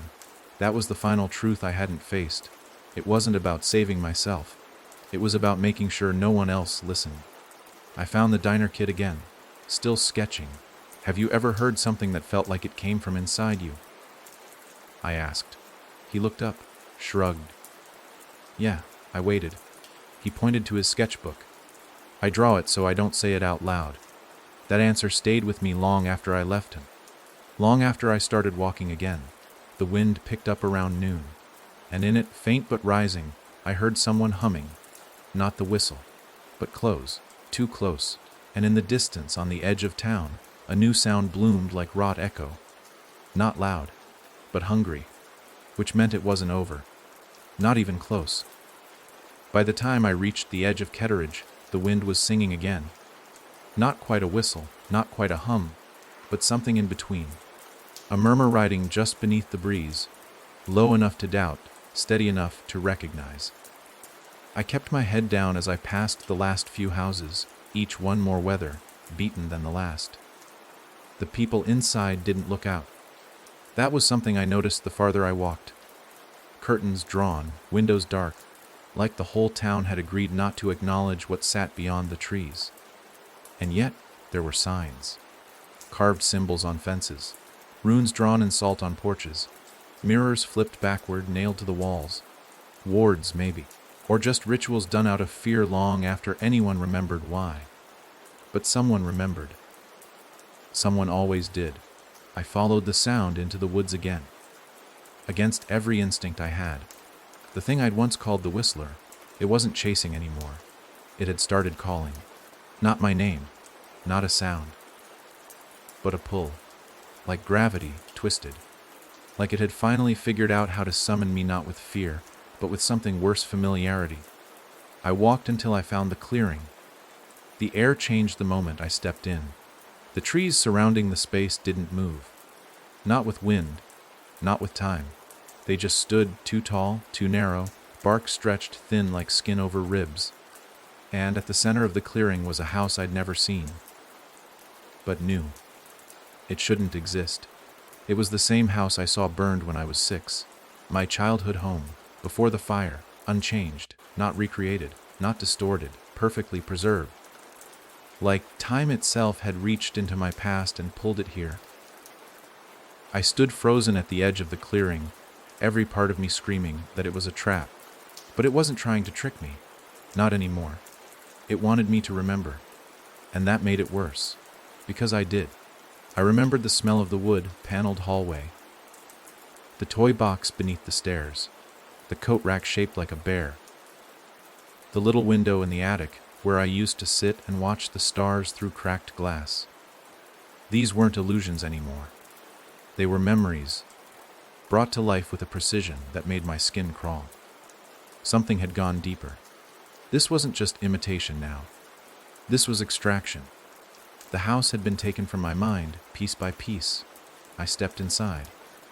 The door creaked the exact way it used to. The rug in the foyer had the same worn spot in the corner. And the family portrait hung on the wall, our last one before Dad left, smiled with perfect stillness. I moved through the house slowly. Each room was silent. Too silent. Not hollow, but listening. And in the living room, I found the first sign that it had been waiting. On the coffee table was a folded piece of paper. My name written in red ink across the front. No address. No greeting. Just, "We remember you." I didn't touch it. Didn't need to. A sound rose from upstairs. Footsteps. Soft, familiar. Padded like bare feet on wood. The way Amelia used to walk when she snuck down for cereal after midnight. I climbed the stairs, each creak like a memory biting at my heels. At the top, the hallway stretched longer than it should have. 3 doors, all open, and at the end, her, or what it wanted me to think was her. Amelia, back to me. Sitting on the windowsill in the attic room, looking out at nothing. Her hair was tangled the way it always was when she forgot her brush. Her posture was slumped, as if the weight of memory had bent her spine. I stepped closer, but she didn't move. Didn't speak. When I reached the doorway, I finally said it. "Amelia." She turned slowly, too slowly. And when her eyes met mine, I saw her, truly saw her, trapped. Not puppeted, not possessed.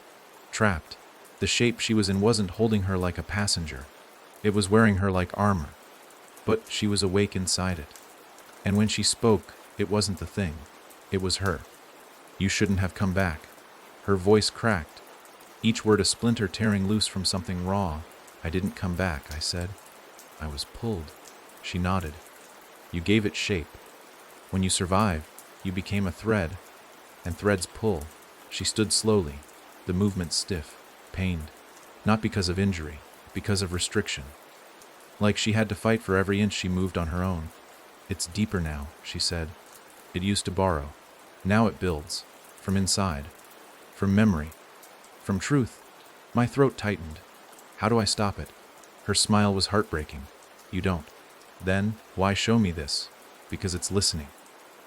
And it wanted to see what you'd do when you saw your past again. The house groaned. The floor beneath me breathed. And I realized then, the house wasn't a place. It was an organ. A living part of the thing. A chamber inside its body, lined with every echo it had ever gathered. Every person who had heard it, believed it, carried it, and I was inside it. I can pull you out, I said. No, she whispered. You'll never make it. And it won't let me go. I'm not just a person anymore. I'm part of its voice. Her eyes shimmered. But you can still speak something it can't mimic. I stepped closer. Like what? She leaned forward, eyes wide, full of something that felt like fading hope. Speak what it can't remember. The words hit like lightning. What it can't remember, not what it doesn't know, what it forgets, because that was its weakness all along. It mimicked, echoed, reflected. But it could only build from what it had heard, not what it had missed. My heartbeat thudded in my ears. I took the journal from my coat. New pages now, fresh and blank. And on the first line, I wrote something I'd never spoken aloud. A memory I had locked away. One I had never shared. The night I ran away at 15. Not because of anger, but because I was scared. Of what I'd started hearing then. It hadn't started in Blackwood. It had started here. I wrote every detail, and as I did, the house screamed. Walls shook. Glass shattered. The breath of the thing turned ragged. It couldn't follow this path. It had missed it. It had forgotten. And now I was writing it down, making it real without letting it in. Amelia reached out, trembling, took my hand. Her fingers were ice. But she was still there. We ran, down the stairs, through the groaning belly of the thing. The house shrieked as it peeled apart around us, reflections dripping from the ceiling, furniture twisting into mouths. But it couldn't stop us, because I wasn't speaking. I was writing. We burst through the front door, and into silence. Real silence. Not strained. Not waiting, just still. We collapsed in the grass together. The house behind us collapsed inward, folding like wet paper. I looked at her. She smiled, just for a moment. Then she faded. A shimmer, a flicker, and she was gone. But I still held her handprint on my arm, burned in like ash. I stood, alone again, but with pages full of things it couldn't touch. Because the truth is this, it doesn't fear mirrors. It fears blank pages. The ones it can't predict. The ones it didn't write. And now I know how to end it. The days after Amelia vanished were the quietest I'd ever lived through. Not peaceful, not empty, tense. Like walking barefoot across a frozen lake, every step a risk, every silence a breath held too long. I left the clearing without looking back, without speaking her name. Whatever that thing was, wherever it had come from, it had taken enough of her already. She gave me one chance to write the parts it couldn't reach, one chance to hold something it couldn't echo. So I didn't mourn. I didn't whisper. I didn't risk it hearing her name again in my mouth. Instead, I wrote. Every night. Dozens of pages, maybe hundreds, each filled with pieces of myself I had never shared with anyone. Not just secrets, absences, moments no one had seen but me. My first night alone in a storm when I was 7. The time I broke into a neighbor's shed just to feel what it was like to cross a line. All the times I'd nearly told someone about the voices in the walls, but swallowed it instead. These weren't things it could have pulled from recordings or memories. They were unspoken, raw. And as I wrote them, I felt the noise recede. Not vanish, just pull back, like an animal circling a fire. It still watched, still waited, but it wasn't inside anymore, not completely. And I knew that wouldn't last. I had to go somewhere it couldn't follow, and that meant finding the origin. Not of the voice, but of the silence. Because it was never about sound. It was about what lives in the gaps between. Ketteridge had nothing else to offer me. The people there weren't talking, but they weren't blind. They knew what I carried. The boy at the diner stopped sketching the moment I walked past again. His hands trembled. His mother didn't look at me. She locked the door. I didn't blame them. On the third morning, I left. No goodbyes. Just the road in the notebook and the deep itch in the back of my throat that hadn't gone away since I heard the fourth note in the Whistler's tune. That note had changed everything. It had learned. Somewhere between Blackwood and the Mirror Cathedral, the thing had grown teeth inside its music. No longer just calling to the lost, it was now singing to itself, like it didn't need us anymore. Like it had enough material to keep feeding itself, replaying pieces of us forever. But there had to be a core, a root. Even parasites have a mouth. I found it in a town not marked on any map. No signs. No welcome post. Just a dirt road that curled through dying trees and led to 6 buildings that hadn't been touched in a generation. A chapel, a post office, a barn, and 3 homes, each one sagging under the weight of rot and time. The town was called Edenvale, a name I recognized. I didn't know how, until I remembered the well. The first well. The one my grandfather warned us never to play near. Not because it was dangerous, but because he said, some places echo louder than others. That well was dug in Edenvale, and it was still there, hidden behind the chapel, covered by moss and plywood warped with time. No rope, no bucket, just a black throat in the earth, open and waiting. I stood at its edge and listened. Nothing, no whisper, no whistle, just the faint sound of dripping water far below. I waited. Still nothing, so I spoke, but not aloud. I wrote, I'm here. I remember, I'm not afraid of being watched. The wind moved. No direction, just motion. Like the trees were turning their heads. I wrote again, you've stolen voices, but not mine, not anymore. Something shifted inside the well, not a sound, a breath. As if something massive had stirred, just slightly. I sat beside it, notebook in hand, pen to page, and I kept going. I wrote every silence I had survived. The night my grandfather died and the world didn't even pause. The time I stood in a basement, waiting for a voice that never came. The years I spent ignoring the hum just beneath conversation, the distortion in people's words, the slight lag in their laughter. I wrote until the sun dipped and the fog rolled in, and then I heard it. Not the whistle, not the voice. The click, a latch, from beneath me. I looked down, and the well was no longer empty. A ladder had formed. Old iron, soaked in rust, its rungs folding into the dark. It hadn't been built. It had revealed itself. I looked around once. The chapel windows were black. The road was gone. The trees bent inward, shielding the sky. No way out now but down. I climbed. Each rung groaned under my weight, but didn't break. The deeper I went, the colder the air became, not sharp, heavy. Like descending into lungs that hadn't exhaled in decades. After what felt like hours, the ladder ended. I dropped into a chamber shaped like a bell, stone walls slick with condensation, the air thick with old breath. And across the room, embedded in the wall, a mouth, not human, not monstrous, just open, large enough to crawl through, no teeth, just the memory of a throat, and from it came a whisper, barely audible. But I knew it by heart, 3 notes, then the 4th, and this time a name, not mine, but one I recognized. Amelia. The sound twisted as it echoed, trying to crawl its way into me, searching for a crack. But I didn't speak. I didn't answer. I took out the notebook, tore a page free, wrote 3 words. I release her, and I fed it into the mouth. The whisper stopped. A long silence followed. Then the air shifted. The chamber convulsed, not violently, not like rage, like surprise. The voice wasn't expecting resistance. It didn't know how to lose. And then it screamed. Not sound. Memory. Every voice it had stolen. All at once. Amelia. Chris. My grandfather.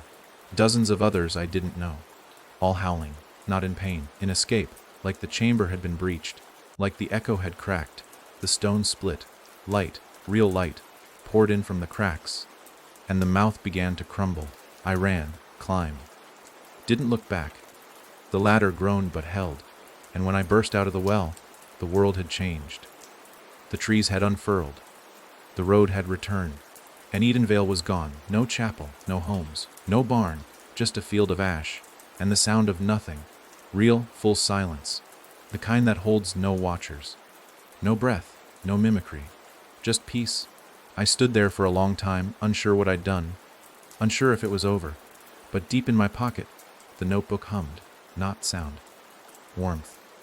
And I knew, whatever it had been, whatever lived in the gaps between voices, it had lost something today. Not everything, but enough. And I would keep writing, not for me, not for revenge, but to keep the silence where it belongs, outside the mirror. It started again the next night, just when I let my guard down.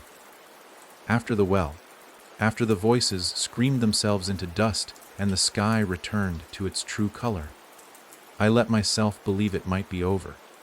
Not forever, nothing like this ever ends clean, but long enough to sleep. Long enough to stop watching the corners of every room like they were doorways waiting to breathe. I found an abandoned trailer near the edge of a dead orchard, nothing more than rusted siding and a mattress stuffed with dry rot. But it had walls, a lock, silence. That was enough. I spent the first night scribbling page after page in the notebook, writing until my fingers locked into place. No whistling, no voices. Just the sound of pen on paper and the occasional creak of old metal in the wind. Outside, the orchard groaned like an old man shifting in his sleep. But inside, stillness. I should have known better. It didn't come through sound this time. No familiar tune. No heavy breath pressing against the thin walls. It came through memory, not mine. Someone else's. I woke up gasping, lungs full of air that wasn't mine. Heart racing to a rhythm I didn't recognize. The dreams had been so vivid. Fire, dirt under my nails, a scream that never left my throat, and for the first few seconds I was awake, I wasn't me.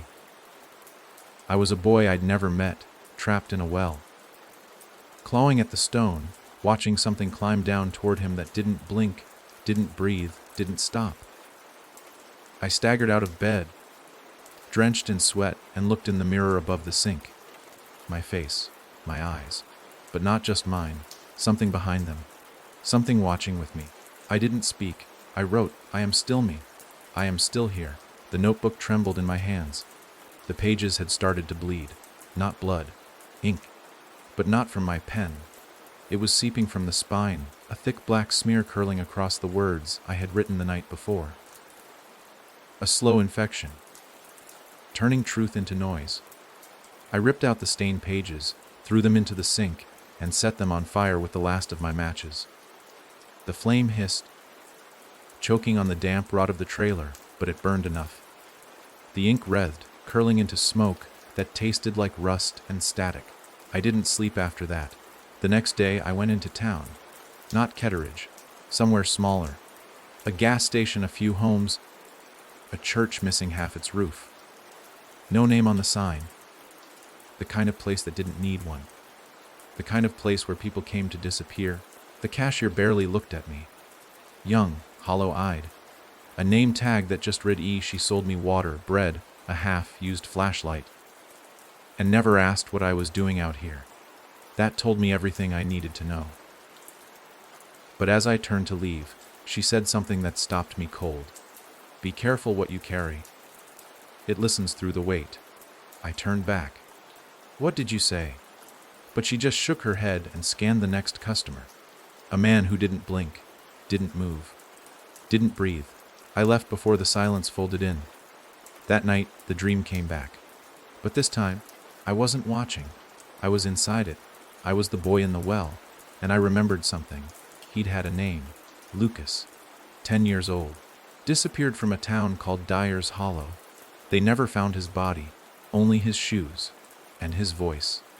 Recorded on a toy that wouldn't stop repeating the same phrase, "It's coming down the ladder." When I woke, the notebook was open beside me. The phrase was written across both pages, over and over. "It's coming down the ladder." I hadn't written it. I hadn't even touched the thing. And when I tried to tear the pages out, they stuck like skin, like they were part of me now. That's when I realized the truth. The Whistler, or whatever the hell it really was, had changed again. It wasn't trying to get in anymore. It was trying to seed itself, through me, through others. Each dream it placed in my head wasn't just a memory, it was a transmission. And the more I remembered, the more it grew. Not in volume, in presence. The dreams weren't for me. They were meant to be shared. That's how it spread now. Through empathy, through stories. It had learned that sound wasn't the only way to echo. Grief echoes too. Fear ripples. And memory can be a vector. So I stopped writing, closed the notebook, buried it deep, miles away, sealed it in a rusted tin, and filled the hole with salt, glass, and everything I could find that reminded me of silence. But even then, the dreams lingered, and the boy's voice stayed in my mind. "It's coming down the ladder." I drove to Dyer's Hollow the next morning. No GPS, just a folded map that had the town faintly marked in pencil, like someone had tried to erase it but failed. The town was gone, burned to the ground. 10 years ago. Records said faulty wiring in the chapel, but I knew better. There were no survivors, except one, a woman named Margaret Ellis, Lucas's aunt. She'd left town 2 days before the fire. No one had seen her since. Until now. I found her in an assisted care home 30 miles west, under a different name. She didn't remember much, but she remembered his voice. She whispered it to herself sometimes, over and over. I sat with her for hours, didn't say a word, just listened. And finally, she looked at me and said something I'll never forget. "You hear them too, don't you?" I nodded. She smiled, soft and sad. "Then you know, they don't die, they wait." She reached under her blanket and handed me something wrapped in cloth. A tape recorder. Old. Warped. Heavy. "I've tried to destroy it," she said. "It won't let me." I didn't ask what was on it. I already knew. But I took it. And when I stepped outside, I didn't turn it on. I didn't even touch the play button. I just carried it into the woods behind the care home, found a stream, and dropped it in. It hissed, once, then was gone. And for the first time in days, I didn't dream. Not of Lucas. Not of Amelia. Not of that endless hallway filled with mouths. Just silence. Real silence. But I knew it wouldn't last. Because silence is just a place where it waits. And the next time it comes, it won't be through sound. It'll be through something far more dangerous. Memory. The wind was too still the morning I left Dyer's Hollow, or what was left of it. There was a kind of unease in the way the air refused to move. Like the world was waiting to see which of us would break first. I kept driving, though I don't remember starting the car. Miles passed under wheels I didn't hear. Roads bled into each other, gravel turned to asphalt and back again. Every town I passed seemed hollowed out, like someone had scooped out the noise and left only the buildings behind. No birds, no children. Just storefronts facing inward, watching me move through their silence like a trespasser. The tape recorder never resurfaced. I checked the stream before I left. The water ran fast and shallow, tumbling over polished stones, but the device was gone. Not resting at the bottom. Not washed downstream. Just gone. I told myself it was over. That maybe the water had taken it the way it was supposed to. But I knew better. Things like that don't sink unless they want to. And it hadn't made a sound when it went under. Not a bubble, not a splash. It was like watching a voice drown without a scream. I ended up in a nowhere town called Ashbrook. It wasn't on any map. Just a blink of road where the forest leaned too far over the power lines, and the gas station sold more hunting knives than fuel. I checked into a motel run by a man who didn't ask for ID and didn't blink when I paid in cash. He handed me a rusted key with a number that had long since worn off and pointed down a hallway that smelled of mildew and mothballs. My room, bare walls, stained carpet, one window with a view of trees pressed up like they were listening. I hadn't dreamed in 2 nights. That's how I knew it was close again. It never came all at once. It would press in slow, fill the edges of your life until everything felt just slightly wrong. The air a little too thick. The lights a little too dim, no matter the bulb. Sounds echoing when they shouldn't. Your own breath, the ticking of a clock, the tap of your nail on a table. Everything took on that strange, slanted feeling like you were watching your life through fog glass. That night, the fog rolled in heavier than it had in weeks. The motel walls bled with it, the air pulsing like lungs straining to stay silent. I sat on the floor with my notebook open, but the pages stayed blank. I didn't dare write. Not yet. Not until I understood what I was feeling. This wasn't just the Whistler. This was the place it came from. There are stories about places where the world wears thin, where the veil that separates what we know from what we shouldn't is so fragile. It can tear open with nothing but a whisper. Ashbrook was one of those places. I didn't need folklore to tell me. I felt it in my teeth. I slept anyway. I shouldn't have. When I woke, the window was open. I hadn't touched it. The air that crept in wasn't cold. It was empty. Not lacking warmth, lacking weight. Like nothing existed beyond that glass. I stepped to the sill and looked out. The forest was gone. Not gone in the way a fire takes a place. Gone in the way a thought disappears mid-sentence. In its place was a long stretch of gray, like a painting unfinished. No trees, no sky, no earth, just a smear of color where reality used to be. And in the middle of it, a door, standing upright, freestanding. Pale wood cracked down the center. It hadn't been there the day before. I should have left it alone. Should have shut the window, locked it, and packed my things. But the moment I saw that door, something inside me pulsed. Like a memory trying to resurface. Like the name of something I'd buried deep was clawing back up from the dark. So I stepped outside, and I walked toward it. Each step took longer than the one before. Not slower, longer. The space between them stretched. The world around me blurred, but the door stayed sharp. Like it wasn't part of this place at all. Like it had been inserted here from somewhere else. When I reached it, I saw the symbol, carved deep into the wood. A circle with 3 intersecting lines. I'd seen it before. In Amelia's journal.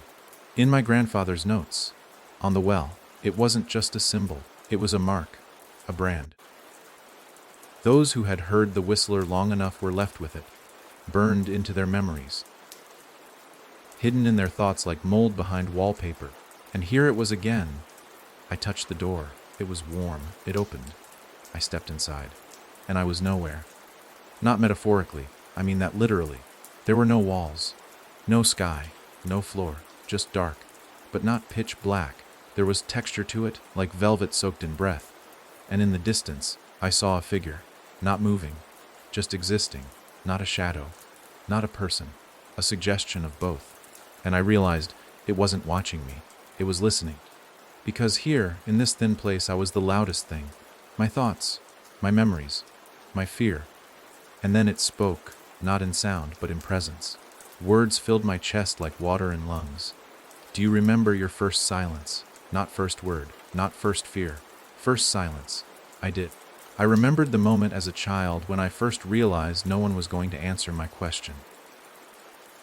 When the room was too still, too long, and I knew something had gone wrong but didn't have the language to name it. That moment. That fracture. That was it. That was where it started.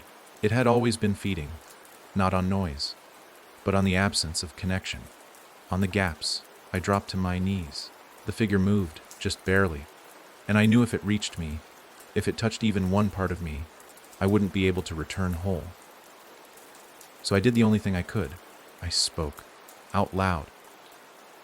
And with intention. I said my name. And I said Amelia's. And I said Lucas's. And I said every name I could remember from the dreams, the journal, the recordings. I named them all. And with each name, the darkness recoiled. Not because it feared them, but because it couldn't contain them. It hadn't earned them.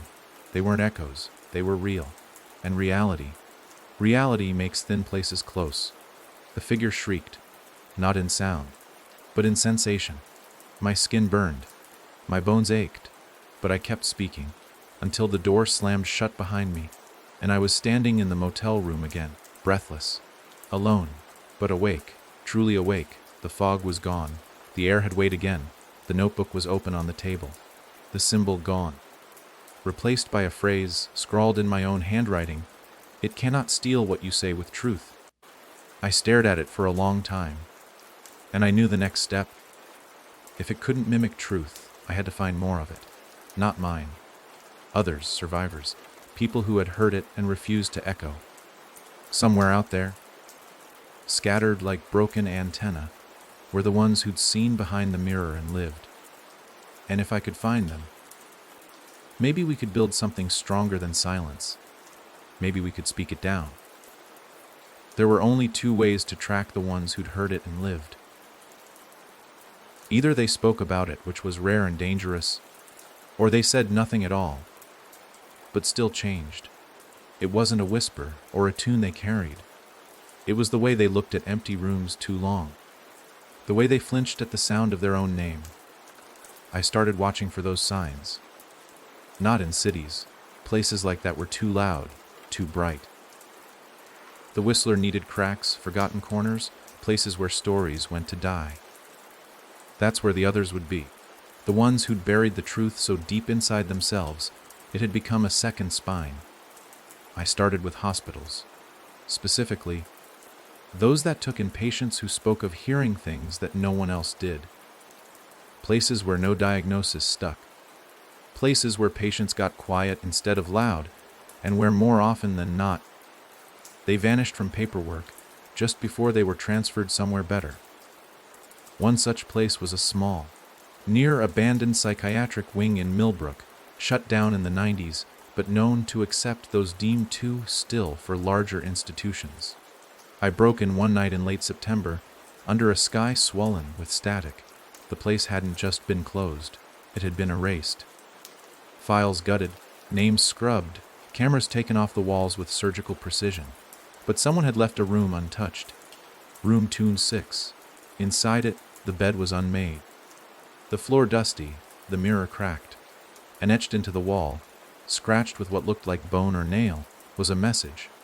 I closed my ears, and it watched my eyes instead. That was the first proof I had that someone had survived it without succumbing. I sat in that room until morning. Notebook open, trying to imagine who had left the message, what they'd seen, how close they'd come to being swallowed whole. I didn't sleep.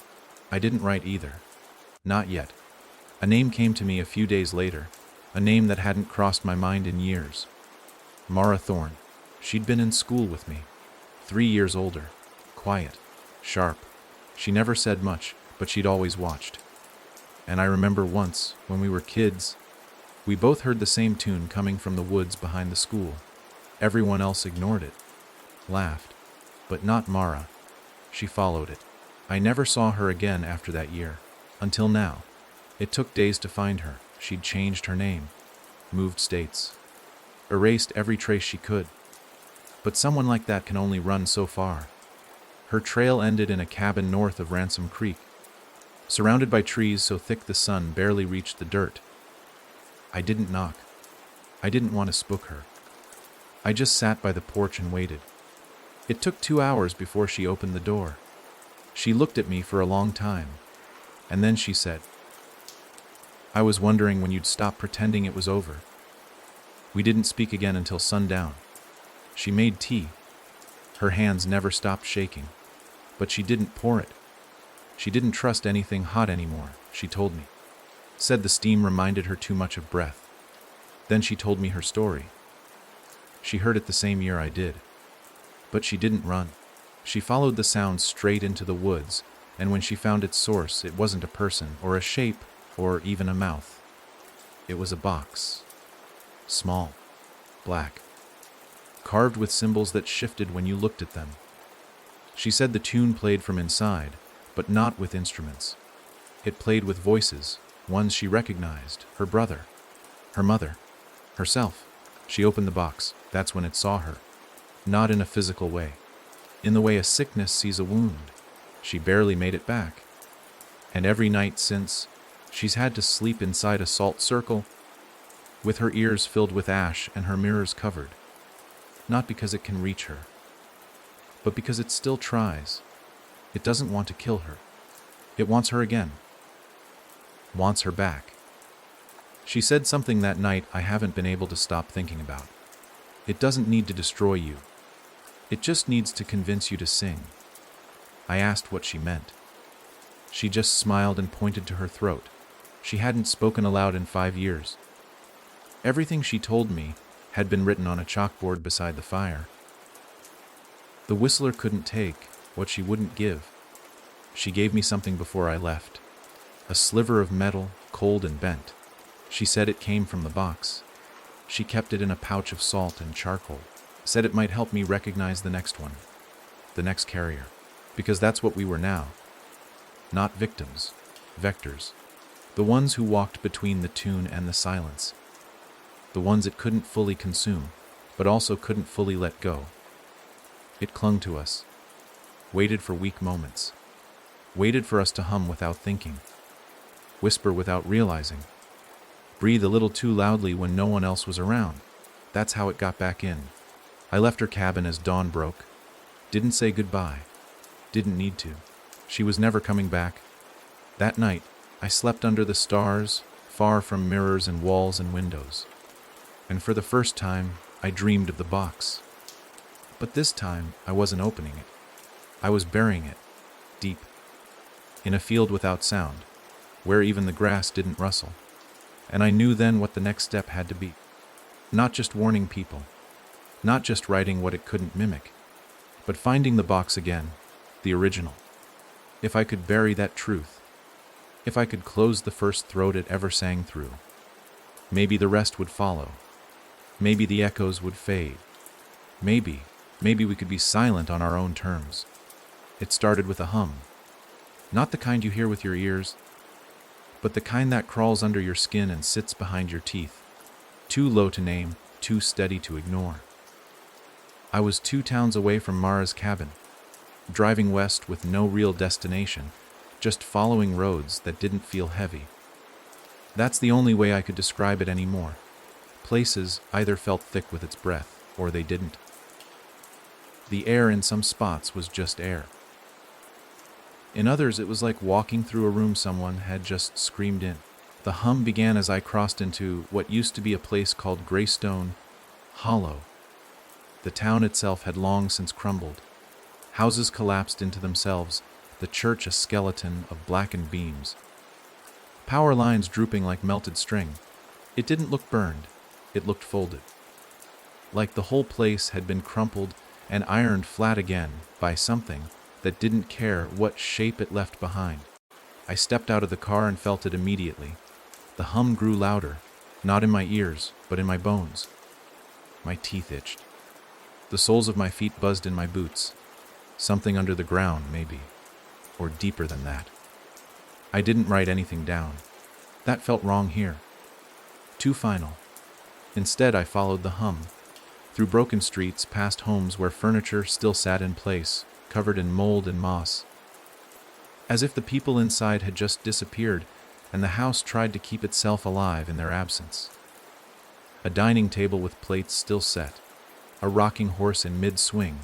A light bulb flickering weakly, decades past its expiration. Then I found the well. Not like the one in Edenvale. This one was older. Worn smooth. Surrounded by stones carved with names. Dozens of them. Some first names. Some full. Some scratched out halfway. And beside it a single stone bench. On it sat a man. Still. Silent. Eyes closed. He looked alive. But something in the way he didn't move made me hesitate. I called out. He didn't answer. I walked closer. He was breathing. Barely. His lips moved, soundless, like he was whispering a lullaby only he could hear. I knelt and heard the tune. Not the whistler's, older, simpler. Just 4 notes. Soft. Slow, looping. I didn't recognize the melody, but it recognized me. The second I focused on it, the hum in my bones stopped, and the world shifted. Not the trees, not the sky. Me, I shifted. I wasn't standing beside the well anymore. I was in it. Not physically, but my mind, myself, was falling. The stone walls flew past me in silence. No echo, no scream, just descent, and then a door. Wood, old, hinged in the middle like a coffin. I reached out, touched it, and saw everything. The origin, not of the whistler, but of its invitation. There had once been a place, before towns, before names, where people gathered to listen. Not to music, to absence.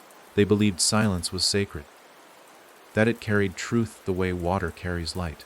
They built the first box there, not to summon the whistler, to contain it, because it had always existed, not as a creature, as a memory without a mouth, a song written in reverse, and someone, long ago, played it forward. That was the first note. The man on the bench was humming it, not to summon it, to remember how to bury it. I came back to myself with a start, sweat cold on my skin. The man was looking at me now. His eyes were milky, sightless, but he saw me. You've been touched, he rasped, but not claimed. I nodded, he smiled. There's still time. I asked him who he was. He just pointed to the stones. I'm all of them. The ones who heard and didn't speak. He handed me a box. Not black, white, smooth. Wooden, no symbols, no locks, it's opposite, he said. A vessel for truth, not silence. You'll know when to open it. I held it in my hands and felt calm. The hum vanished. So did the man. Just like that. One blink, gone. The bench was empty, the well sealed with stone, and the names on the ground had faded into dust. I drove for hours, afraid to stop, afraid the peace I carried would spoil. But the hum didn't return. Not that night. Not the next. I kept the white box wrapped in cloth, tucked beneath my seat, and every now and then I'd rest my hand on it, just to feel that it was still there, still warm, still humming in reverse. The whistler hadn't disappeared, not even close. But for the first time since this nightmare began, I had something it didn't. A silence that didn't fear sound, a truth that didn't echo, and maybe, just maybe, a way to end it. 3 days passed before I opened the box. I'd tried not to think about it, told myself I'd wait until the moment was right, when the world begged for something true to anchor itself to. But the problem with carrying something sacred is that it doesn't just wait. It whispers, not in sound, but in weight. The white box had become heavier with each mile I drove. Not physically, emotionally, like it was collecting something the same way the black one had. Only this didn't feel like mimicry. It felt like containment, and it made every second around it feel louder. As if the silence inside it wasn't empty but dense, like gravity wrapped in wood. The dreams came back first. They weren't nightmares. Not the kind that wake you in a sweat or leave your hands shaking.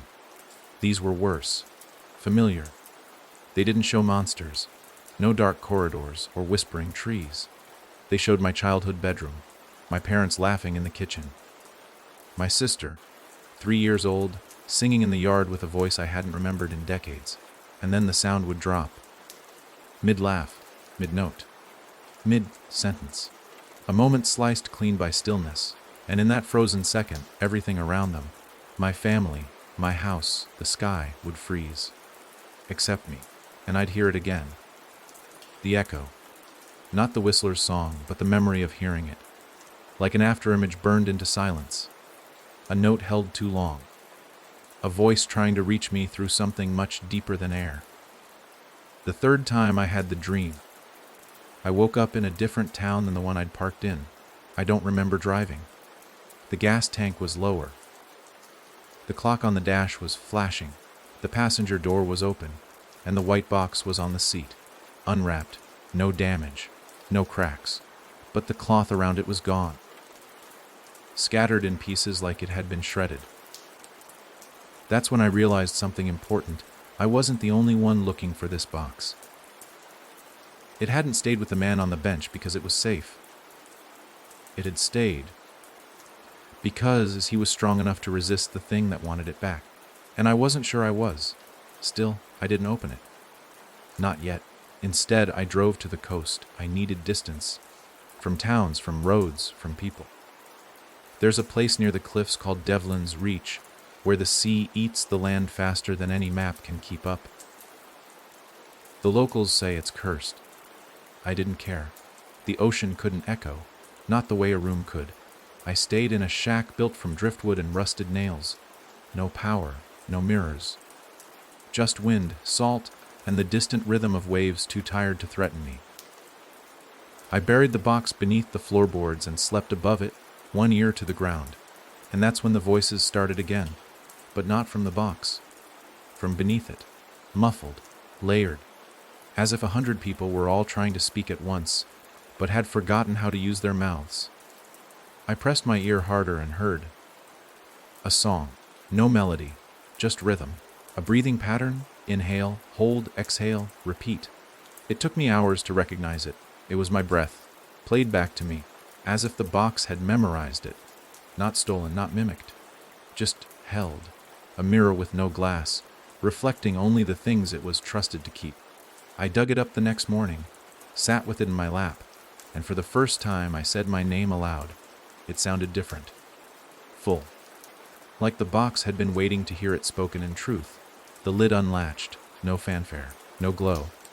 Just wood parting to reveal a single object, a shard of glass, thin and flat, no bigger than my palm. It reflected nothing. No light, no image. Just absence. I held it up to the horizon. The ocean vanished through it, not blocked, erased. And as I turned, testing its angle, I saw something else. A shape in the distance. Not in the sky, not on land, between. It moved when I turned the shard. Only then. Only through it. Like a photograph developing in shadow. It was tall, bent. Like a person, but thinner than bones allow. Its face was wrong. Too smooth, too stretched. And its hands were not hands at all, but branches. Reaching. Yearning. Listening. And I knew the shard wasn't a weapon. It was a lens, not for my eyes. For its. The whistler wasn't just a sound. It was a watcher. A collector. And what it wanted wasn't to destroy me. It wanted to catalog me. Piece by piece. Voice by voice. Until I was just another part of its song. Another thread in the endless loop it played for no one. I put the shard back in the box. Sealed it. And for the first time since all this began, I wept. Not from fear. From recognition. Because now I understood what I'd become. Not a survivor. Not a victim. But a verse. A stanza in a mouthless song, written by a thing that didn't speak, but still spoke through us. And unless I found its origin, its composer, I would sing forever. So I dried my eyes, packed the box, and turned inland. Back toward the one place I had promised never to return. The house I grew up in. Where I heard the first note. Before I even knew it had a name. It waited for me at the edge of the driveway. Not a shadow, not a figure, but the feeling that something already knew I was coming. The house hadn't changed. That was the worst part. Most homes age, sag, surrender to time with peeling paint and creaking beams. Not this one. It was frozen in place, same way I remembered it when I left at 16. A box of echoes disguised as a childhood, windows too clean, porch light still intact. The kind of perfection that only exists in memories or lies. And I knew immediately it hadn't survived time. It had been kept. I didn't want to go inside. Every instinct screamed against it, from the soles of my feet to the tips of my teeth. But I'd come too far to stop at the edge. The white box hummed softly in my coat pocket, a warmth that told me I wasn't completely alone. Not yet. I crossed the threshold at exactly 3:17 p.m. It was always 3:17 in the dreams, the moment right before the silence hit. My fingers brushed the doorknob, and for a second, I swore it pulled me forward. Like the house was taking me in rather than letting me enter. The moment the door closed behind me, I heard it again. Not the whistler's song, not yet. But the house breathing. Walls don't breathe, not really, but these did. They expanded, contracted, like lungs full of waiting, and worse than that, the air inside was clean. Too clean. No dust, no scent, no time. As if it had never been lived in. Or had been lived in by something that didn't leave a trace. I stepped through the hallway, past the coat rack still holding my father's jacket, past the shoe shelf where my mother's slippers remained neatly in place. Each room I entered was a memory, perfectly restored, yet impossibly cold. My childhood bedroom hadn't aged a day. The same toys, same bedspread, same poster of the moon over my desk, but no marks of growth, no wear, no proof that time had ever passed. I sat on the bed. It didn't sink beneath my weight. It resisted, like the room didn't want me in it anymore. I pulled the white box from my pocket and placed it on the desk. It didn't hum louder. It stilled, as if it were listening too. That's when the hallway creaked. A long, deliberate groan. No footsteps, just the sound of floorboards adjusting under the weight of something unseen. I stood, waited. The silence stretched, tight as piano wire. Then the music began, from downstairs, from the living room. The same four-note lullaby from the well. Only now it was played on the old record player that hadn't worked since I was a child. Except I could hear it perfectly. Each note, each breath between them. I walked toward it slowly, the walls tightening with every step, the air thickening. The farther I moved, the more the house felt like it was bending inward, curving around me like I was being swallowed. The living room was empty, except for the record player, spinning nothing, no disc, no needle, just movement, and the sound came from it anyway. A mouthless tune. I reached for it. The moment my hand hovered above the spinning plate, the room shifted. Colors drained. Furniture blurred. The windows filled with a sky I'd never seen. Gray and violet, bleeding with slow lightning that moved sideways. And the figure was there again. The one from the shard. Closer now. Watching from outside. Not knocking. Just waiting. I grabbed the record player and flung it across the room. It shattered against the wall, and the music stopped. But not the feeling. The whistler was already in the house. And it wasn't here to sing. It was here to harvest. I heard voices then, dozens. Layered over each other, my parents, my sister, my own voice, younger, brighter, crying out, "Can you hear it too? Can you hear it too? Can you?" I screamed back, "No," and the voices stopped, dead, but the room didn't return to normal. Instead, the walls began to peel. Not wallpaper, memory. Images tearing from the paint like film melting in reverse. My childhood birthday. First tooth lost. Mother's hand on mine.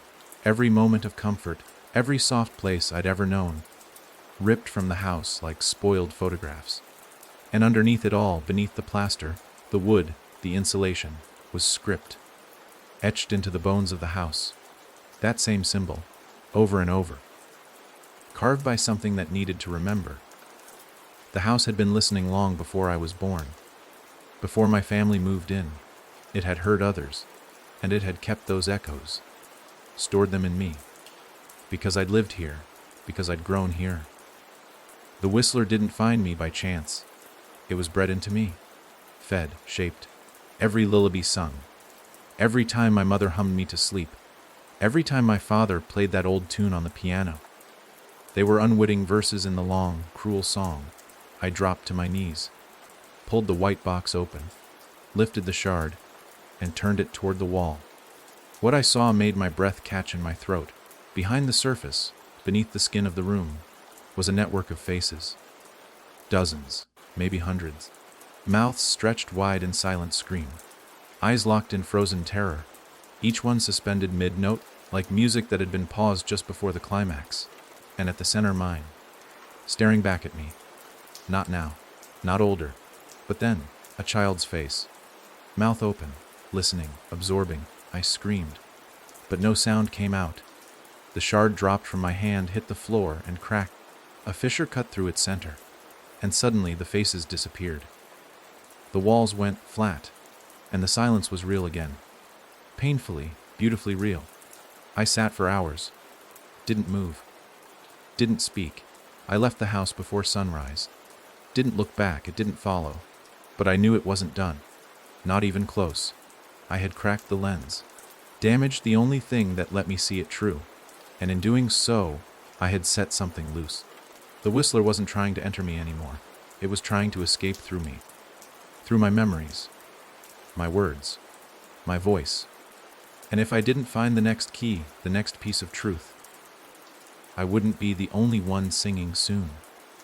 The world would be full of echoes, and no one would remember which note had come first. There's a sickness in memory when it's shared too often. A rot that sets in when too many voices try to hold the same shape. Driving south after leaving the house, I could feel it curling behind my eyes. Not like a headache, worse. Like a song waiting in the base of my skull. Something unfinished. It would hum along with the engine, match the rhythm of the tires on asphalt. It wasn't singing yet, but it was practicing. I avoided towns, drove the old roads, the ones overgrown and buckled from frost years ago. I ate little, slept less. Each time I closed my eyes, I saw those frozen faces behind the walls of my childhood home. The open mouths, the tension in their eyes. They weren't trapped because they'd screamed. They were trapped because they'd listened. Long enough. Deep enough. Until the echo had hollowed them out. I couldn't help but wonder how close I was to joining them. On the third day, I reached a place called Briar's Rest, a cemetery town. Small, no welcome sign, no gas station, just a chapel, a graveyard, and 6 or 7 homes that seemed caught in the middle of deciding whether they should still be standing. I parked at the edge of the chapel's lot, engine ticking in the silence. Something about the place felt familiar, though I'd never been there before. It was in the air again.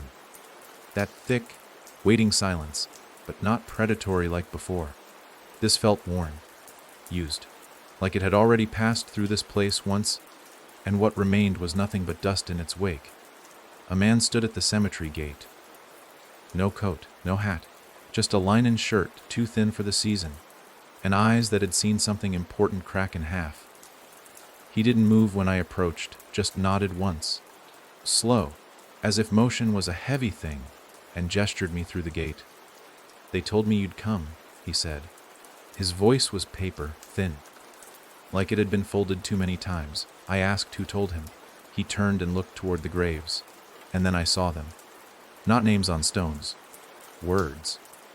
Inscribed not on the markers, but into the dirt itself, pressed deep into the earth, as if someone had laid on their stomachs and whispered them into the soil until the words stayed behind. Phrases, sentences, warnings. She hummed twice before vanishing. He whistled in his sleep. That's how it found the room. We covered the baby's ears, but the silence got in anyway. Each one different, each one true. I asked him what this place was. Rest, he said again. Not peace, not sleep, just rest. He brought me to the back of the yard, where a ring of stones formed a perfect circle around an empty patch of land. Nothing grew there, not even weeds. He sat at the edge of the circle and motioned for me to do the same. "You've got it in you," he said. "But you haven't used it yet." I asked what he meant. He leaned in close, breath like dust and paper, and said, "Your throat's still yours, but your breath isn't. It's been claimed."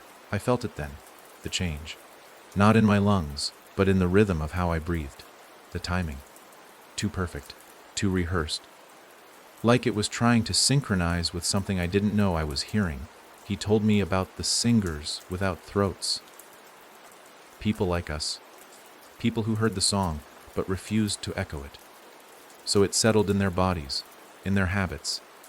They wouldn't hum, wouldn't speak, but they'd move with the rhythm, tap their fingers a certain way, blink to a hidden beat, whisper while asleep. They became relay stations, unaware but transmitting, and worse still. If they tried to resist too hard, their voices were taken from them altogether, not cut, not silenced, absorbed, because the whistler isn't just a sound. It's a pattern, a system. It spreads not through noise, but through the structures we build to carry it. Breath, memory, ritual. The man, whose name I never learned, pressed something into my hand, a piece of cloth, old, frayed, stained with what I first thought was blood, but realized was wax. "A mouth's no good without a song," he said. "Keep it shut when you sleep, or it'll use you." He told me to stay until the moon passed its highest point. That was when they walked. The ones who had refused to carry the tune, they rose from the graves, not physically, but in motion. Phantom gestures, hollow rhythms. They would drift through the circle, eyes closed, mouths sewn with invisible thread, hands twitching in silent refusal. They weren't ghosts. They were witnesses, proof that resistance was possible, but not without a price. I waited, watched. And at exactly 1:03 a.m., the air shifted. Heavy, then quiet. Quieter than anything I'd ever known. And they came, 6 of them. Each one bearing a mark on their chest, a burn, shaped like a broken clef, the universal sign of a note that can't be played. They didn't acknowledge me, but one of them paused. An older woman, her hair floating like smoke. She looked through me, and I felt it. A surge of recognition. Not hers, mine. I knew her, I'd seen her. In the photos from my grandfather's files. The ones marked Echo Study 12. Her name had been Nora. A singer once. Now just a shape in the silence. She reached out, placed her hand on the white box, then vanished. The hum returned, and something inside the box clicked. I didn't open it. Not yet, but I knew. The box had recorded something that night. Not a sound, a rhythm, a truth. The refusal of song. A pattern strong enough to disrupt the whistler's cadence. The man at the gate was gone when I turned back. So I walked to the car, box in hand, cloth tight across my mouth. And I whispered, "Without words you can try to hum through me. But I won't hold the note. Not tonight. Not ever." There are things the body holds that the mind can't. Memories we swallow and forget, but our bones remember. Our muscles flinch at certain tones. Our skin prickles at unspoken names. Since leaving Briar's Rest, I hadn't spoken a single word. Not out loud. The wax-stained cloth stayed wrapped around my lower face during sleep, and even in waking hours, I avoided mouthing syllables. I didn't dare. Not with the way the whistler had begun moving. Quieter now, subtler. Using the backs of mirrors and the folds in my reflection to suggest instead of show. It wasn't playing to be heard anymore. It was playing to be felt.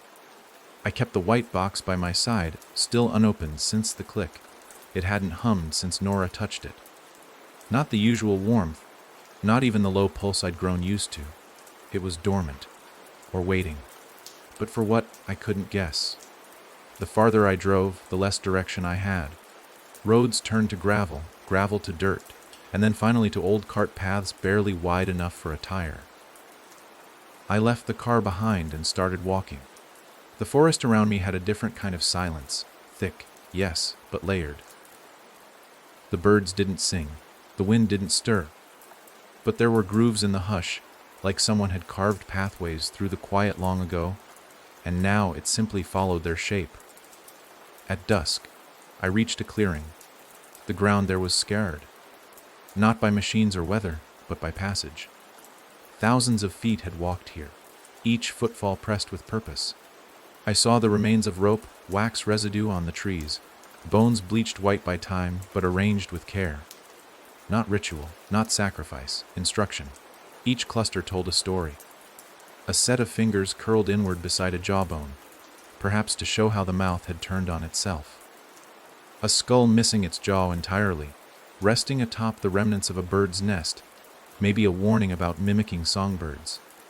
But the centerpiece was what stopped me. A tree, tall and hollowed, its bark etched not with symbols or warnings, but with lyrics. A song, written in full, but not in any language I recognized.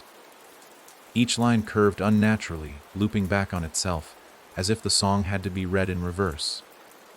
Even as I traced the markings with my finger, I felt my pulse begin to race. My body knew the shape of these sounds.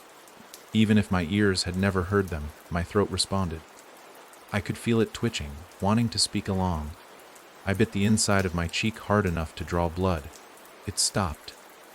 A trickle of red ran over my lip, and I realized the whistler wasn't just waiting for me to open my mouth. It wanted my body to betray me. To recall what I'd never consciously said, that's when the scratching began, low. To my left, not claws, not teeth, fingernails, dragging along bark. I turned slowly, and saw a figure half submerged in the base of a tree, its torso wrapped in bark like it had grown from within, not born but absorbed. Its mouth was sewn shut, not with thread, with roots. Its chest rose and fell in labored rhythm, and each exhale made the leaves on nearby trees shiver. Though there was no wind, I approached carefully, box in hand. The figure's eyes opened. No whites, just black, but not empty, reflective. And in its gaze, I saw flashes a child covering her ears as her mother hummed at the stove. A teenager whistling in the woods and not returning home. A man holding a black box, pressing it to his chest until his body turned to ash.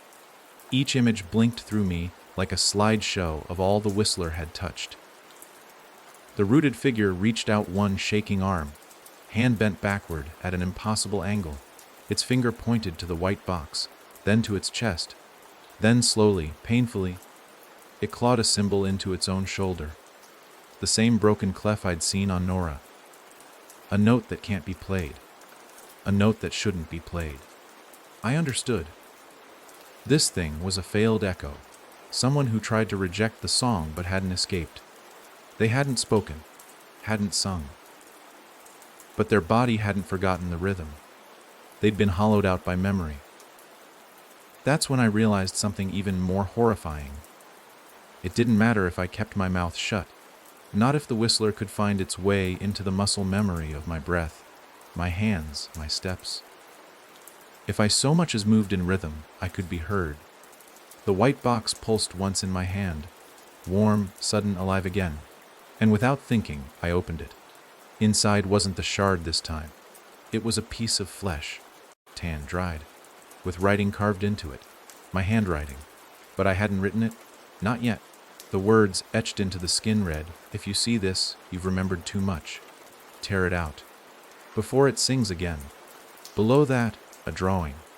A simple outline of a human form.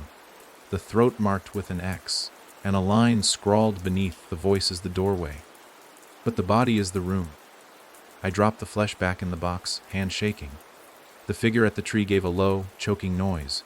Not a plea, not a groan. A laugh, or its attempt at one. It knew what I knew. That this fight wasn't just about not speaking anymore. It was about not remembering how to speak. About unlearning every rhythm I'd ever known. About forgetting myself completely. Because the whistler doesn't need a mouth. It needs a vessel. And if I wanted to stop it from playing me like a hollow reed, I'd have to become something it couldn't use. Not silent, not still, but changed. So I picked up a stone, a sharp one, and placed it gently against the side of my throat. Not enough to cut, yet, but enough to remind myself. This was the price of remembering. The body forgets nothing, and neither does the song. It started with forgetting how to breathe. Not in the way panic steals your air, but how your body pauses before waking, just long enough for stillness to wrap around you like a second skin. I sat by the hollow tree until dawn, watching the bark slowly reclaim the rooted figure like it was reabsorbing one of its own. By the time the sun broke the horizon, only the top of its head remained visible. The forest returned to stillness. No birds, no insects. Just windless quiet and a growing dread that the longer I stayed here, the harder it would be to remember who I was before this began. My voice had become a liability, not just speaking, but the idea of speech. It had been so long since I said my name out loud. That I wasn't sure if I could pronounce it anymore without letting something else come through. I didn't want to know what would happen if I did, so I walked in silence, deeper into the woods, until I found a stream, barely wide enough to wade across. I knelt to drink, but the water recoiled. That's the only way I can describe it. The stream bent ever so slightly away from me, like the current recognized something inside me and refused to touch it. I didn't drink. I moved on. By nightfall, I found a shack, a hunter's lean to long abandoned. Bones inside, bleached and brittle. Not human, but cracked in too many places to be natural. Something had crushed them from within. I slept there anyway, one hand on the white box, the other resting near the stone I'd carried since yesterday. Its sharp edge still hummed with a quiet promise. I dreamt of the house again, but it wasn't my house anymore. It had grown, stretched. The rooms were longer, darker, slanted in impossible ways. Doors stacked on top of each other like vertebrae. I walked its halls, barefoot, silent. The floors pulsed beneath me. Each step beat like a slow drum. That was the trap. It wasn't trying to scare me anymore. It was trying to familiarize me, to make the rhythm of its world match the one I carried in my bones. The more I moved, the more I aligned. The more I aligned, the more I invited. I woke up gasping, stone in hand, the edge pressed just enough to leave a mark. It was working. I was remembering too much. The box remained closed. I dared not open it again until I found the next place. The next wound in the world where truth had bled through. But I couldn't tell where to go. So I did something I hadn't done in weeks. I listened, not to music, not to wind, but to absence, the shape of where sound should be. That's the trick no one tells you. Silence is patterns. It flows. It leads. And that night, the silence led me north, through pine thickets and crumbling paths, until I found the stone gate. No signs, no fences. Just two standing slabs, side by side, tall as houses and etched with the same crooked clef I'd seen before. Behind them, a staircase carved into the ground. Down. Always down. My feet knew the rhythm. One step, pause. 2 steps, breath. It matched the tune I hadn't dared to hum. The stairs led to an underground hall. Dark. Damp. Not abandoned. Waiting. In the center stood a single chair. No ropes. No restraints. Just a tape recorder on the seat. Beside it, a candle. And beside that, a scrap of paper. I lit the candle, picked up the note. Only 5 words, scratched in frantic strokes. Play it when you're ready. I stared at the recorder. Old analog, no digital parts. The kind that only holds what you give it. It had been wound. Set. Something was already on the tape. Something someone thought I needed to hear. I sat. Placed the recorder in my lap. And hit play. The voice that came through was mine. Not my current voice. A younger one. Before the whistler. Before the song. Before the silence. It was a recording from years ago. Me as a child. Singing a nursery rhyme. Soft, off-key, but unmistakable. I felt my throat tighten. Not from sorrow. From fear. Because the song I was singing, but it wasn't a nursery rhyme. Not really. It was the first note. Disguised. Buried in a child's melody. Played backward. Layered under innocence. And it hit me. This didn't start with Edenvale, or the woods, or the box. It started with me. I had carried it, before I knew what it was. I'd been the carrier, the origin, the echo that sang itself into the world through a forgotten lullaby, and someone, somehow, had recorded it, had known I would need to hear it again, not to remember, to unlearn. The voice stopped, silence on the tape, but then, a new voice spoke. Older, hoarse, I found you once. You were humming. I made you stop, but the tune stayed, in your bones, in your teeth, in the part of you that can't forget. The tape clicked, stopped, and I sat in the dark, mouth dry, throat burning. The stone at my side felt heavier. It wasn't enough to stop singing. I had to erase the parts of me that remembered how. Every rhythm, every habit, every note. The unlearning wouldn't be fast. It would be surgical. And it had to begin now. I picked up the stone. And with trembling fingers, I began to forget. The first cut wasn't meant to bleed. It was meant to remember where the rhythm hid.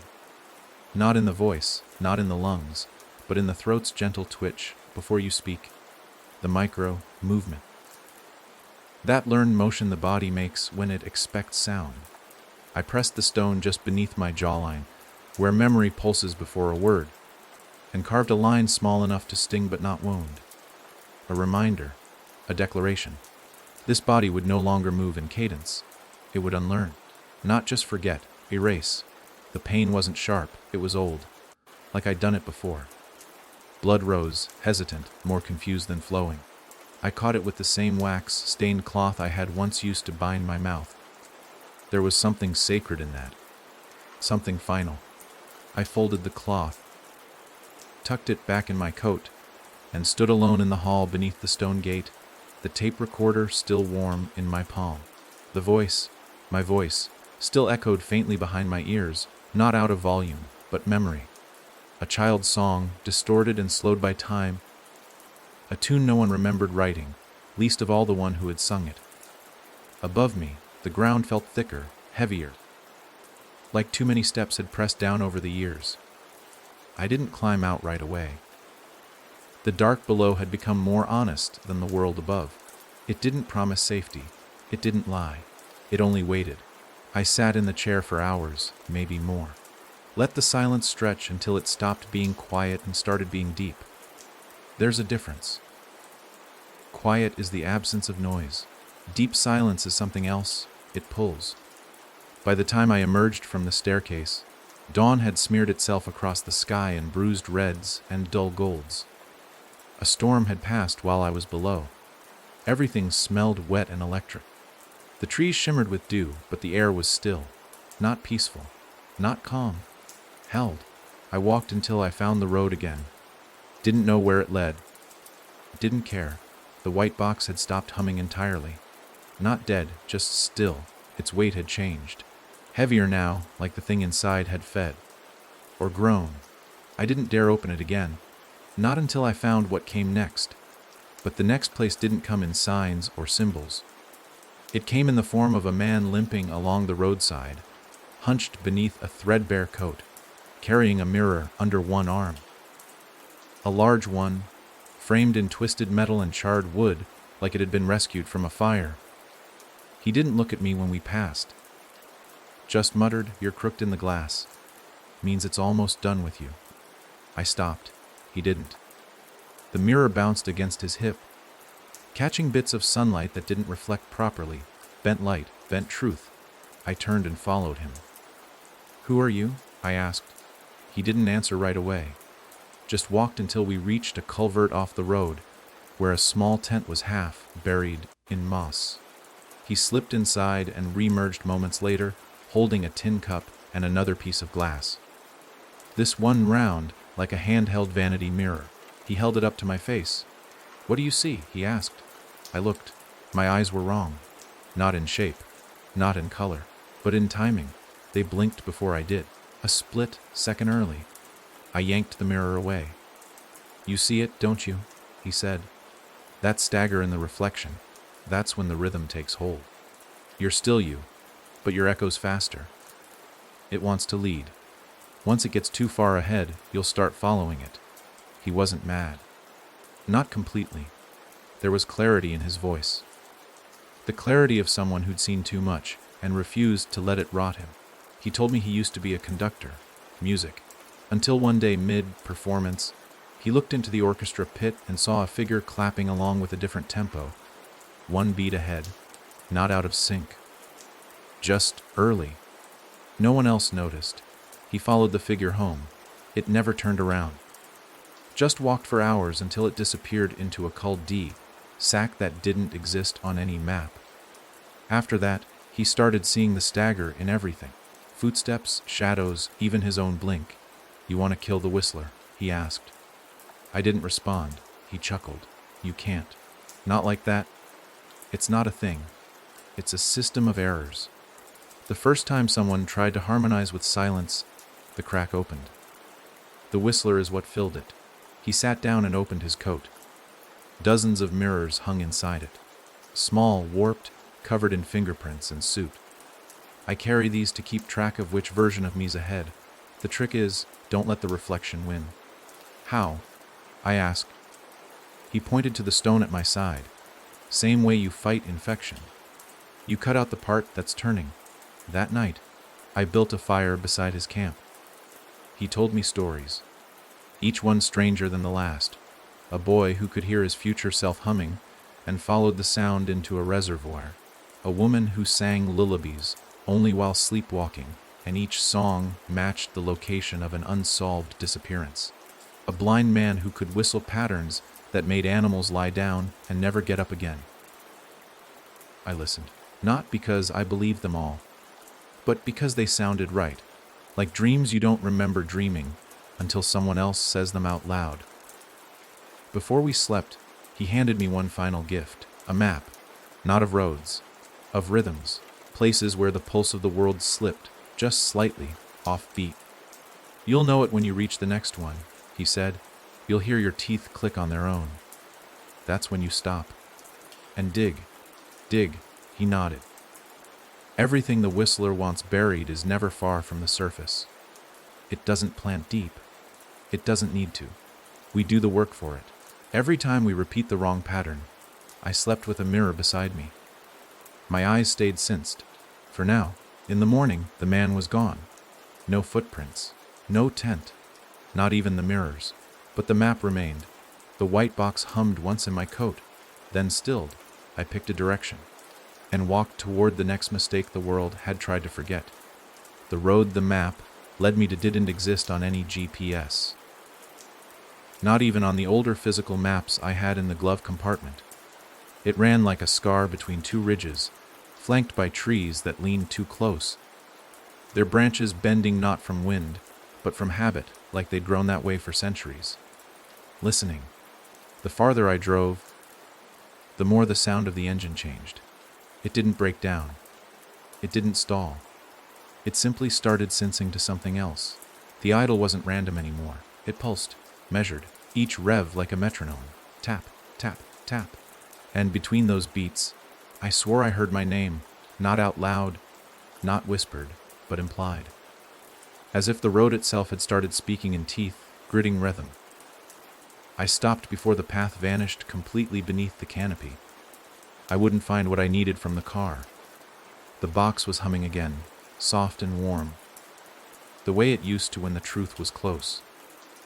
I took only what I needed: the shard, the map, the mirror the conductor had given me, and the stone. Always the stone. Its edge dulled from the last cut, but still heavy in my pocket. Not a weapon, a boundary. The woods here didn't breathe. That's what struck me first. No birdsong, no wind. Just a stillness that made the sound of my own blood too loud. Each step on the pine, needled floor felt like I was being announced to something that didn't need ears to hear. The trees grew closer the deeper I walked, and soon I found myself ducking under gnarled limbs and crawling through sections too tight to pass upright. The map gave no destination, only a marking. A spiral drawn in thick ink, with a single note written beside it: dig when your teeth meet. I didn't understand it until I felt it, a click, deep in my jaw. Not pain, not pressure, but alignment, like my body had locked into place. I froze, then dropped to my knees. I scraped at the dirt with my bare hands first, not daring to use tools. The earth here wasn't soil, it was packed memory, and I needed to feel it give. The top layer came off easily, wet, dark, and clumped like meat left too long in the cold. After only a few minutes, I struck something. Not bone. Porcelain. I dug faster. A row of teeth emerged. Human, not buried as remains. Planted. Each one upright. Set in a perfect spiral pattern, exactly like the one on the map. I ran my fingers along them. Each tooth vibrated ever so slightly.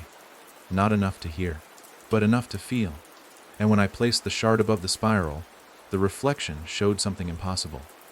Me, younger, much younger, 6 or 7 years old, standing in the center of the spiral, smiling wide, mouth full of missing teeth. And in the reflection, I was humming. That same lullaby? The one I didn't know I knew. That's when it hit me. These teeth, they were mine. The ones I lost as a child, every baby tooth I'd ever shed. All of them here, buried in a pattern, rooted in a song, not left by me, collected, stored, used. That's how it works. The whistler doesn't need to give you its tune. It just takes the parts you forget, hair, teeth, breath, and it weaves itself back into you through them. Each time I hummed without knowing. Each time I tapped my foot, clicked my tongue, blinked in rhythm, the pattern took hold again. Refreshed, reft. I nearly dropped the shard. The younger version of me in the reflection had stopped smiling. He stared back at me with lips pressed shut. Then he mouthed something. Over and over. No sound. But I knew the words. It's already inside. I backed away from the teeth, the ground pulsing now in slow, steady beats. Like a great drum buried beneath the earth, the trees began to twitch, not from wind. From reaction. Like the spiral had been a trigger.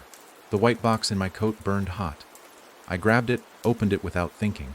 Inside was a new item, a small key, old, rusted, shaped like a treble clef snapped in half. Beneath it, a message etched into the metal lining, "Don't open the door unless you've forgotten the song." I didn't know what door it meant, but I knew the warning wasn't metaphor. The spiral had teeth, the house had walls, the woods had roots, but something was still behind a door, and that key, mine, was the lock's mate. I couldn't stay near the spiral.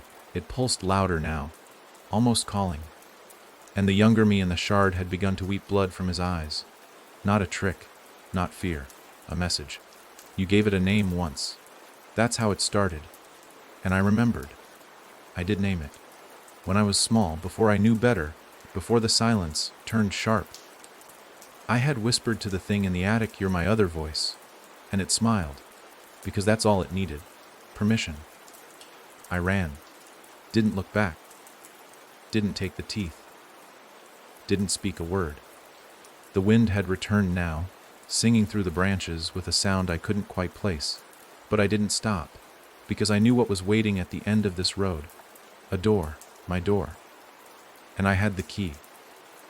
I followed the pull of the key like a compass with no needle. Directionless but sure.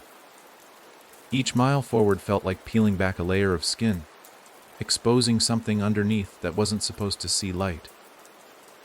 The forest thinned as the sun slid behind low clouds, and I found myself on a stretch of road that didn't show up on any map, digital or paper. It wasn't marked. It simply was. It ran between two jagged cliffs, hugging the rock like it had been carved from the bones of the land itself. At the end of it stood a structure, crooked, colorless, wrong. The house didn't rise from the ground. It sank from the sky. That's the only way I can explain it. Its roof sloped like a scream, turned to architecture, and the walls didn't quite match in angle. There were windows, but they reflected nothing, just an oily shimmer, like the surface of deep water in moonlight. And the door leaned inward. Not ajar, not broken, just inviting. Like it had been listening, pressing its ear against time. Waiting for someone who remembered the wrong song. The key in my pocket throbbed. It didn't vibrate. It ached. I approached the house slowly. The white box humming in short bursts now, like a warning in Morse. Each pulse matched my heartbeat, and for a second, I thought it was controlling it. Slowing it down, spacing it out, sensing it to something older. I stopped just shy of the porch. The wood didn't creak. It didn't rot. It remembered. My foot hovered over the first step, and a whisper brushed the inside of my skull, not through my ears, not external at all. This was never about escaping. This was about finishing. I stepped up. The house groaned. Not the structure, the air inside it. The moment I touched the doorknob, the key clicked in my pocket. I didn't even pull it out. It pulled itself. Slipped into my palm like it had been waiting, warm and slick with sweat that wasn't mine. I turned it in the knob. A perfect fit? Of course it was. The door didn't swing open. It inhaled. The air moved in, dragging me forward gently, like a tide pulling back before the crash. The room beyond wasn't dark, not fully. There were lights, candles maybe, or something that imitated their flicker. But they didn't illuminate. They outlined. They made the shadows deeper, more defined. It wasn't a house inside. Not anymore. It was memory, furnished. The walls were covered in portraits that pulsed. Yes, pulsed. Each canvas a face I almost remembered. My childhood neighbors. My father's expression from when I hummed at the dinner table. The teacher who covered her ears after I read aloud in second grade. They stared out from the walls, their mouths slightly open, eyes not painted but trapped. And in the center of the room, a chair, facing away from me, occupied. I knew who sat there before I even saw. I didn't want to see, but I moved anyway. Not because of bravery, because of pattern. Because some part of me knew this moment had happened before, would happen again. As I circled the chair, the figure became clearer.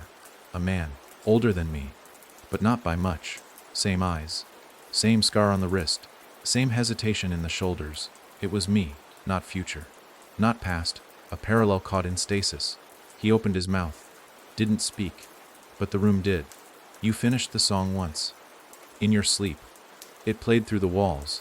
It taught the house how to breathe. I stared. The other me turned to face me completely. His jaw was slack, and I saw what hung inside his throat, a music box key, turned too many times, bent from use, but still winding. And I understood. The song wasn't just external. It had grown into me, rooted like ivy through a crumbling wall. The stone in my pocket went cold, then hot, then back again, trying to decide if this was the moment it needed to be used. I drew it out, held it to the reflection of myself sitting in that chair. His eyes blinked early, one beat ahead, the same staggered rhythm I'd seen in the mirror back at the conductor's camp. It wasn't me anymore. Not really. It was the reflection that had won. It smiled, a slow, syrupy stretch of muscle and mockery. Then it spoke, just once, just one word, finish, and my teeth clicked in my mouth. On their own, perfect rhythm, perfect timing. The song inside me rose like bile. I pressed the stone to my neck, hard. Felt the skin dimple. Not enough. I needed more. I needed to break the part that remembered melody. So I screamed, not with sound, with motion. I clenched my fists, slammed them into the wall, bit down on my own tongue until copper filled my mouth. The reflection flinched, not in pain, in confusion. The rhythm broke. And in that split second of staggered silence, the box in my coat sang, not the whistler's song, mine, the unsung, a patternless burst of antique melody, a scream with no pitch, a rhythm no body could follow. The room shook. The portraits on the wall melted, eyes first. The reflection in the chair turned to ash, the music box key clattering to the floor, still spinning. I picked it up, held it to my ear, and for the first time, there was no sound, just stillness. Honest, real, earned stillness. I dropped it. It shattered. The house exhaled, collapsed inward, not violently. Like a sigh that took centuries to form, I walked out. No fire, no wreckage, just the road, empty again. The box in my coat no longer hummed. It was cool, at peace. But I knew the fight wasn't done. Not until I found where the song started. Not the house, not the woods, not even me. Something else. A first breath. A first hum. And someone, somewhere, who sang it wrong. There was a silence that followed the house's collapse. A true silence. Not the kind that hums beneath everything else, but one that presses. A weighted hush that settles into your lungs and makes you doubt whether you're breathing at all. I stood there on the roadside, empty, handed but not weightless. The box no longer pulsed. The shard didn't glow. The stone, now dull and cracked, hung in my pocket like a relic from a war I barely understood. And yet, every fiber of my body told me this wasn't the end. No. That had only been the chamber where the echo lived. The source was still breathing somewhere. I remembered the map, the one the conductor had given me. It was more than ink and paper. The spiral that had led me to the buried teeth had been just one marker. There were more. Faint symbols along the edge of the map's border. At first, I thought they were smudges, wear from time and handling. But now I saw them for what they were: coordinates hidden in rhythm. The The spacing between them mirrored the pauses in the whistler's song. A pattern of time, not place. It was a code. A map of when, not just where. And if I read it right, it pointed east. To the first breath, to where the song was born. I didn't drive this time. I walked. A full day through roads that didn't know my name. Through towns with boarded windows and gas stations that hadn't sold anything in years. I didn't see people. Only shapes through glass, never moving. Always watching. They didn't speak. Maybe they couldn't anymore. Maybe they had given in. Become part of the silence. Part of the rhythm. On the second night, I reached a valley. It was the kind of place the earth forgets. Trees there didn't grow tall. They curled, twisted like hands reaching back into the soil. The wind didn't blow. It scraped. And at the very bottom of it all, just where the moonlight failed to touch, I saw at the entrance. Not a cave. Not a door.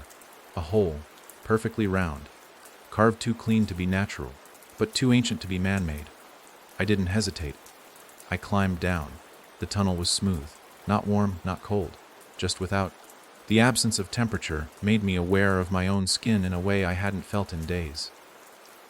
My breath echoed softly, not against the stone, but into it, like it was being absorbed, measured, counted. At the bottom I found a room, small, circular, with a single object in the center. A cradle, wooden, splintered, covered in dust that hadn't moved in decades. Inside it, a bundle of cloth, blackened and worn. I knelt, unwrapped it, and found bones. Tiny, infantile, but wrong. There were too many ribs. The skull was elongated, and where the mouth should have been, nothing, just skin. No opening, no jaw, no teeth. But beside the skull, wrapped in the folds of the cloth, a recorder. Old. The kind used for field research decades ago. Its label was faded, but I could make out 3 letters scrawled in red ink: BRS, Briar's Rest Station. The town. The origin. My hands shook as I pressed play. The tape hissed. And then a voice, older, female, calm, clinical. This is Dr. Lina Wexler.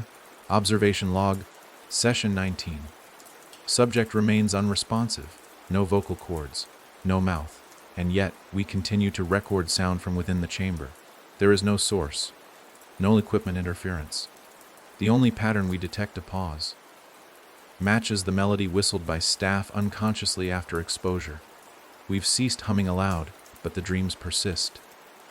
All of us hear it now.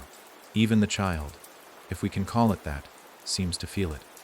Another pause, and then we've made a mistake. This isn't a mutation. This is remembrance.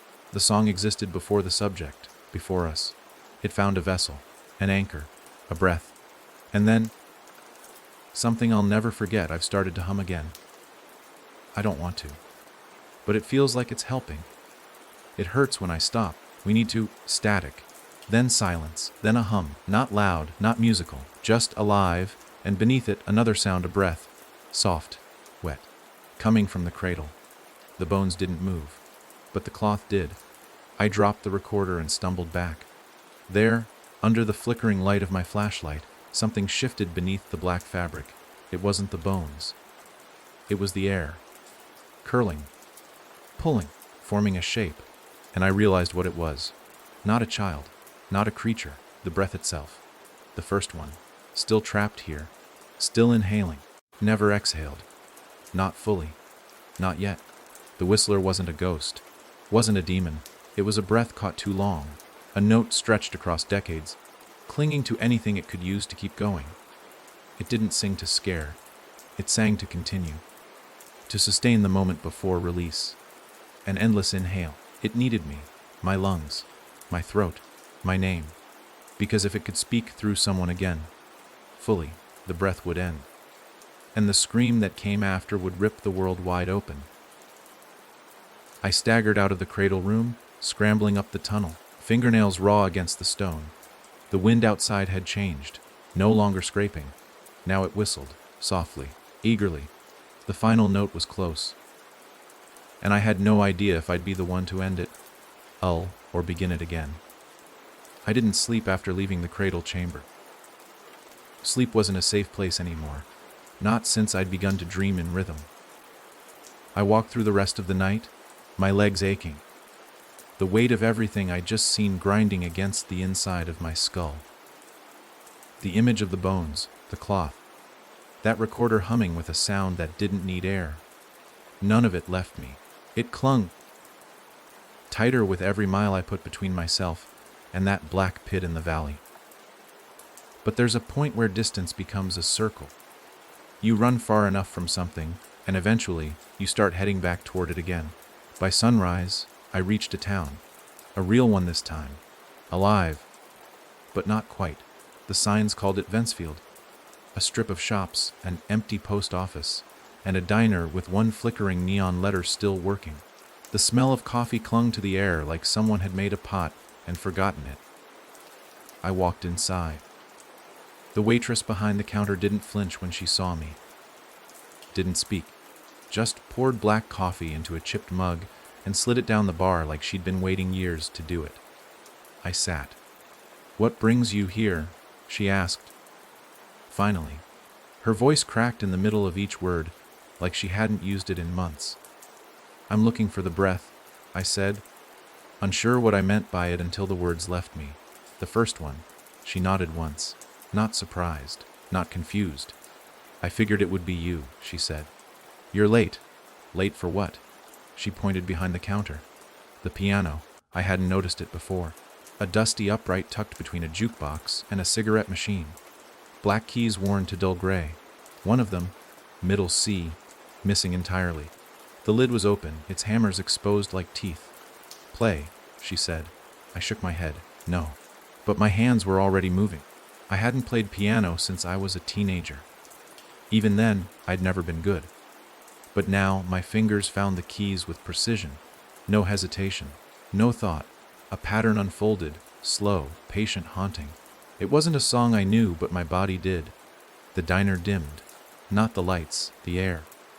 Like something thick had settled over the room, stretching the light thin.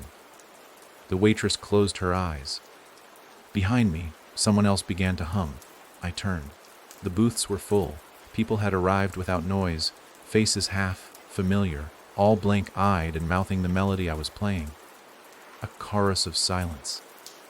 Their lips moved perfectly in sync, just ahead of the keys, guiding my hands. Or maybe following. It didn't matter. The rhythm was closing in.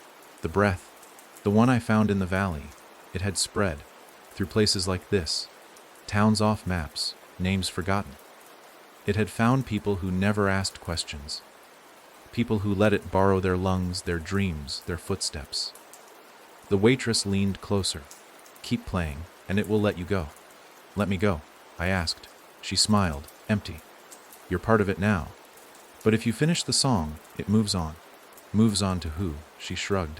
"Anyone, everyone, maybe no one." I stopped playing. The keys echoed once, then silence.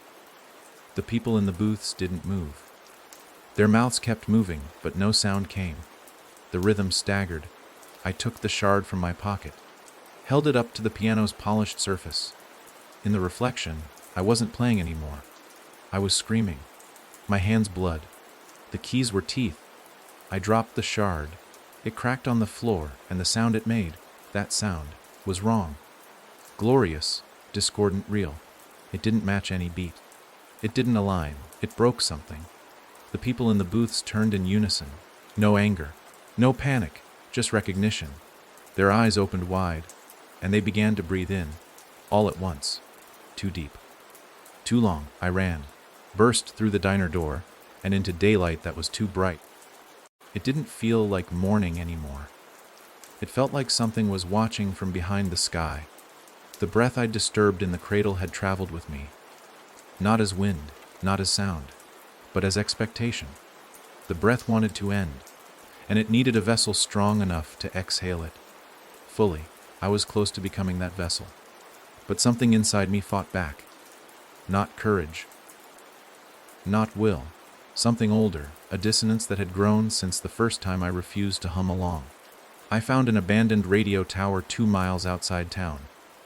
Rust covered, leaning to one side, still wired to a substation buzzing with low, static electricity. I climbed. Halfway up, the air thickened. My ears popped. Pressure built in my chest. The breath knew. This was it.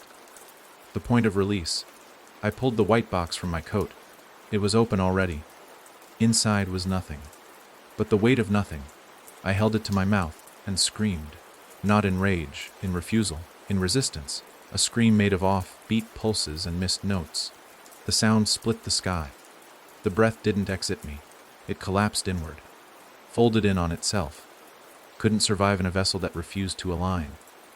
The rhythm broke. The echo fell silent. And the tower, it held. At the base, the air calmed. Birdsong returned. The wind no longer hummed. I climbed down slowly, body shaking. Something had changed. I hadn't ended the song, but I'd paused it, interrupted the measure. Bot time. The breath is still out there, waiting for the next perfect note, the next body to hum it right. But not in me. Not now. Because I learned something in that cradle, something even the whistler had forgotten. Not all songs are meant to be finished. Some are warnings, others are locks, and the melody I carry, it's a key. One that only works when you don't know what it opens. The quiet that followed wasn't peace. It was restraint. A held breath between disasters. I'd staggered down the tower with legs that didn't feel like mine, hands burned from gripping rusted metal, throat raw from a scream that hadn't used words, but somehow still meant something. I thought, for a moment, that maybe I'd done it, that I'd broken the breath's hold, not just on me, but on whatever thread it had woven through the bones, the town, the music, the mirror of me that had followed in half steps since this began. But the wind didn't agree. It didn't hum anymore. It watched. That's the only way I can describe it. The feeling of being studied by the air itself. As if silence had eyes and it was squinting at me. Uncertain whether I was still playing the game or if I'd finally stepped off the board. I found a road again that night. Gravel mostly, long stretches of flat nothing, lined with dry grass and wooden fences that had seen better centuries. It took me to an inn, small, squat, forgotten, the kind of place travelers pass without ever wondering who still checks in. I needed rest. More than that, I needed distance from whatever had stirred inside me at the tower. I wasn't alone anymore. Not just in the cosmic sense. Something had come back with me. The girl at the front desk didn't ask questions. Her eyes were pale, but not blind. She gave me a room key with a number etched into it that I didn't read until I was upstairs. Room 1. No hallway. No other doors. Just mine. I unlocked it. The room was plain. A bed, a desk, a mirror above the sink, one that seemed too large for the wall it hung on. I washed my face, tried to ignore the twitch in my reflection. The way my left eye blinked just before the real one. A leftover rhythm, maybe. A scar that hadn't learned how to fade. I lay in bed fully clothed, the white box beside me on the pillow, silent but warm. The stone, long gone. The shard, still in my coat pocket, though it didn't show anything now except my own face. A face I no longer trusted. That night, I dreamed of the diner. Only this time, I was the one behind the counter, pouring coffee, mouthing along to a song I didn't hear, but somehow knew the words to. The booths were filled with people who looked like me. Different ages, different injuries, one missing a hand, one without eyes, one that bled constantly from the ears. They all smiled. I didn't. When I woke up, the mirror had cracked. I hadn't touched it. And worse, I wasn't in it anymore. The reflection stood there, facing me, but not matching. Not reacting. It stared. And when I moved, it stayed still. Then it smiled. Wide. Wrong. It raised a hand, pressed it to the inside of the glass, and from the center of its palm, a mouth opened, toothless, wet, and it breathed. Just once, but long. Too long. I staggered back. The lights flickered, not just in the room, inside me. Something skipped in my chest. My breath stuttered. My vision shook. The white box on the bed snapped open like a bear trap. Inside it a new note. Handwritten. In my own handwriting. It's wearing you now. You only get one chance to burn it off. I turned back to the mirror. The reflection was gone. But my mouth still tasted wrong. like iron and old wood. My jaw ached, my throat hummed not aloud, not even in vibration, but in memory. That breath from the cradle. It hadn't failed. It had learned, adapted. It had entered me not as a rhythm, but as an echo, a copy that waited just beneath my surface, watching, listening, mimicking. And now it was practicing, learning my speech, my walk, my thoughts. Every moment I hesitated, it moved a little closer to the surface. Not to kill me, to replace me. No need for violence, just repetition. Like a song you hum, so often you forget who wrote it. That's what the breath wanted, to be mistaken for me. So I burned the room. Not in panic, in control. I left the window open, poured liquor on the bed, struck the match, and watched it take. The flame didn't spread like fire normally does. It followed shape, formed around the mirror first, curling like fingers, then sank into the walls. No alarm went off, no screaming guests, just the sound of wood crackling and a faint, muffled song. From the floorboards, the ceiling, my own mouth. I bit my tongue until I tasted blood. That stopped it. Temporarily. By the time I stumbled out onto the roadside, the inn behind me was a silhouette of heat and ruin. I didn't look back. The white box cooled again. Inside it now, a matchbook. With one phrase written inside, "You're not the last verse." Just the loudest one.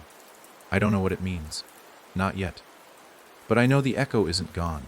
It's waiting. Humming. Wearing me like skin that still needs stitching.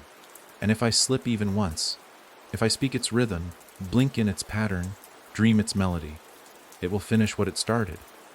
It will become me, and no one will notice, because it'll hum the same way I used to, walk the same path, speak my name without stuttering, and the world will listen. Willingly, because deep down we all crave a rhythm, even if it eats us. The road out of Ventsfield didn't lead anywhere real. That much became clear after the 4th mile marker, which read mile 3. The sky stretched too far, like it was stitched on wrong, and the horizon never shifted no matter how long I walked. I stopped looking at the signs. They weren't lying. They were looping. Time here had started to echo, just like everything else the breath had touched. I followed a path that hadn't been paved but remembered being walked. Trails pressed flat by boots, barefoot children, dragging things too heavy to carry.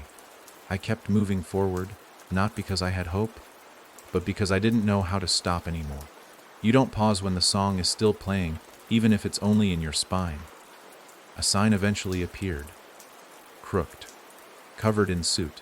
It read, "Welcome to Briar's Rest, a good place to begin again." Not in paint. Carved. Like someone had etched the phrase in with shaking hands and no time left. I passed it without touching it. Even the wood pulsed in rhythm. Briar's Rest had died long before I got there. But it hadn't stopped living. Houses leaned at impossible angles. Roofs bowed with the weight of silence. Windows were open, but no air passed through. There were no birds, no wind, no people. Just the faint hum beneath my feet, as if the ground had learned to sing in whispers. At the edge of town stood a church. Not grand, not haunted. Just waiting. Its doors were splintered and the bell tower caved in, but the steps leading up were clean. Someone had been here recently, or something that remembered being someone. I pushed the door open. It didn't creak. It sighed. Inside, the pews were filled, not with bodies, not with ghosts, with effigies. Dolls made of bone and straw, dressed in children's clothing, mouths stitched shut, eyes made of glass marbles. Mine, all of them. Not metaphorically. They wore my shirts, my jackets, even my old camp uniform from 2nd grade. I'd never thrown those things away. I never lost them. They had been taken, as tokens, as lyrics, because the song wasn't just rhythm, it was memory. And memories, when arranged just right, sing without needing a single note. At the altar stood a man, or what had once been one. He faced away from me, dressed in a coat too long and a hat that drooped like it had been rained on for years. I knew that silhouette. It was the one that visited me in dreams. The conductor. The first time I'd seen him, I thought he was guiding me. Now I knew better. He hadn't led me through this path. He'd kept me from leaving it. I stepped forward. He didn't turn, but his voice slipped into the air like oil. "You brought the box." It wasn't a question. I didn't answer. He nodded anyway. "Good," he said. "You've carried it far." "Farther than the last one." "The last one?" I asked. He chuckled. The sound scratched at my teeth. They never remember, do they? That's the trick. We're all echoes of the first. You, me, everyone that's ever hummed without knowing why. The breath doesn't choose. It returns. Always. "What is this place?" I asked. He raised a hand, gestured to the effigies. "This is the pause, the breath between verses, before it moves on." I felt the box shift in my coat, warmer now, not humming, but vibrating like it was ready to open on its own. "You've been feeding it?" I said. "All this time." The conductor turned. His face was wrong, not monstrous, off. Features too symmetrical, eyes too still, mouth not moving when he spoke. "It needs practice," he said. "It learns best from those who resist. The longer you fight, the better it understands the parts it can't yet become." He stepped down from the altar. Every effigy in the room tilted their heads in unison. Not toward him. Toward me. "The breath sleeps here," he said. "But sleep is not death. It dreams of its next verse. And you are the chorus." "No," I said. He smiled. "You already sang the bridge. At the tower." I backed away, but the floor was gone. Not collapsed, just no longer there. The church folded around me, and I was standing not on wood, but on water. Black. Still. Reflective. Above, the rafters melted into stars I didn't recognize. And beneath my feet, something stirred. The breath, not as wind, not as song, as body, it rose. A shape with no face. Just folds of flesh shaped like mouths, all silent. Waiting. I opened the box. Inside was only a single slip of paper, blank, until I bled on it. My finger cut on instinct, on the sharp edge of something that hadn't been there before. And when the blood hit the page, the letters formed. Sing, and it ends. Below it, a second line appeared. Or don't, and become the next note. I looked at the breath rising beneath me. It wasn't monstrous. It was lonely, a breath held too long, wanting to be released, but knowing what came after would shatter everything it touched. I did not sing. I exhaled, long, slow, off, beat. Not a rhythm, not a melody, just a breath, mine. It collided with the breath below. The song stuttered. The mouths closed. The water boiled. The stars above cracked like porcelain. And then, stillness, not silence. Stillness. The pause between notes before a new measure begins. I floated there, in that stillness, knowing the breath had not died. It had learned something new. Imbalance, dissonance, unrhythmic sound. And maybe, just maybe, that was enough to keep it sleeping. For now, I awoke outside the church. The town was gone, the sky normal. The box beside me, empty, but humming, softly, like it remembered the tune, and waited for me to forget again. It didn't follow me right away. That was the strangest part.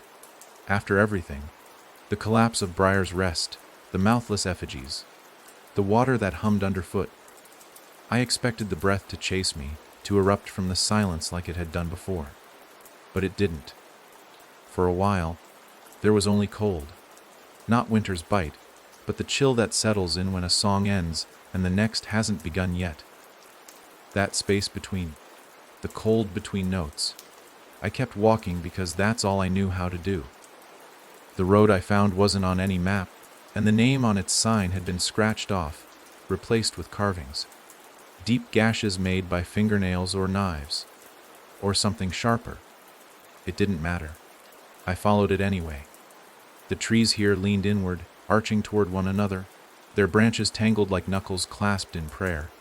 The leaves had no color, not dead, not dying, just void. Like something had drained the green from them. I tried not to look too long. The more I stared, the more they pulsed with that old rhythm, just under the surface. By noon, the sun dimmed, not behind clouds, just dimmed.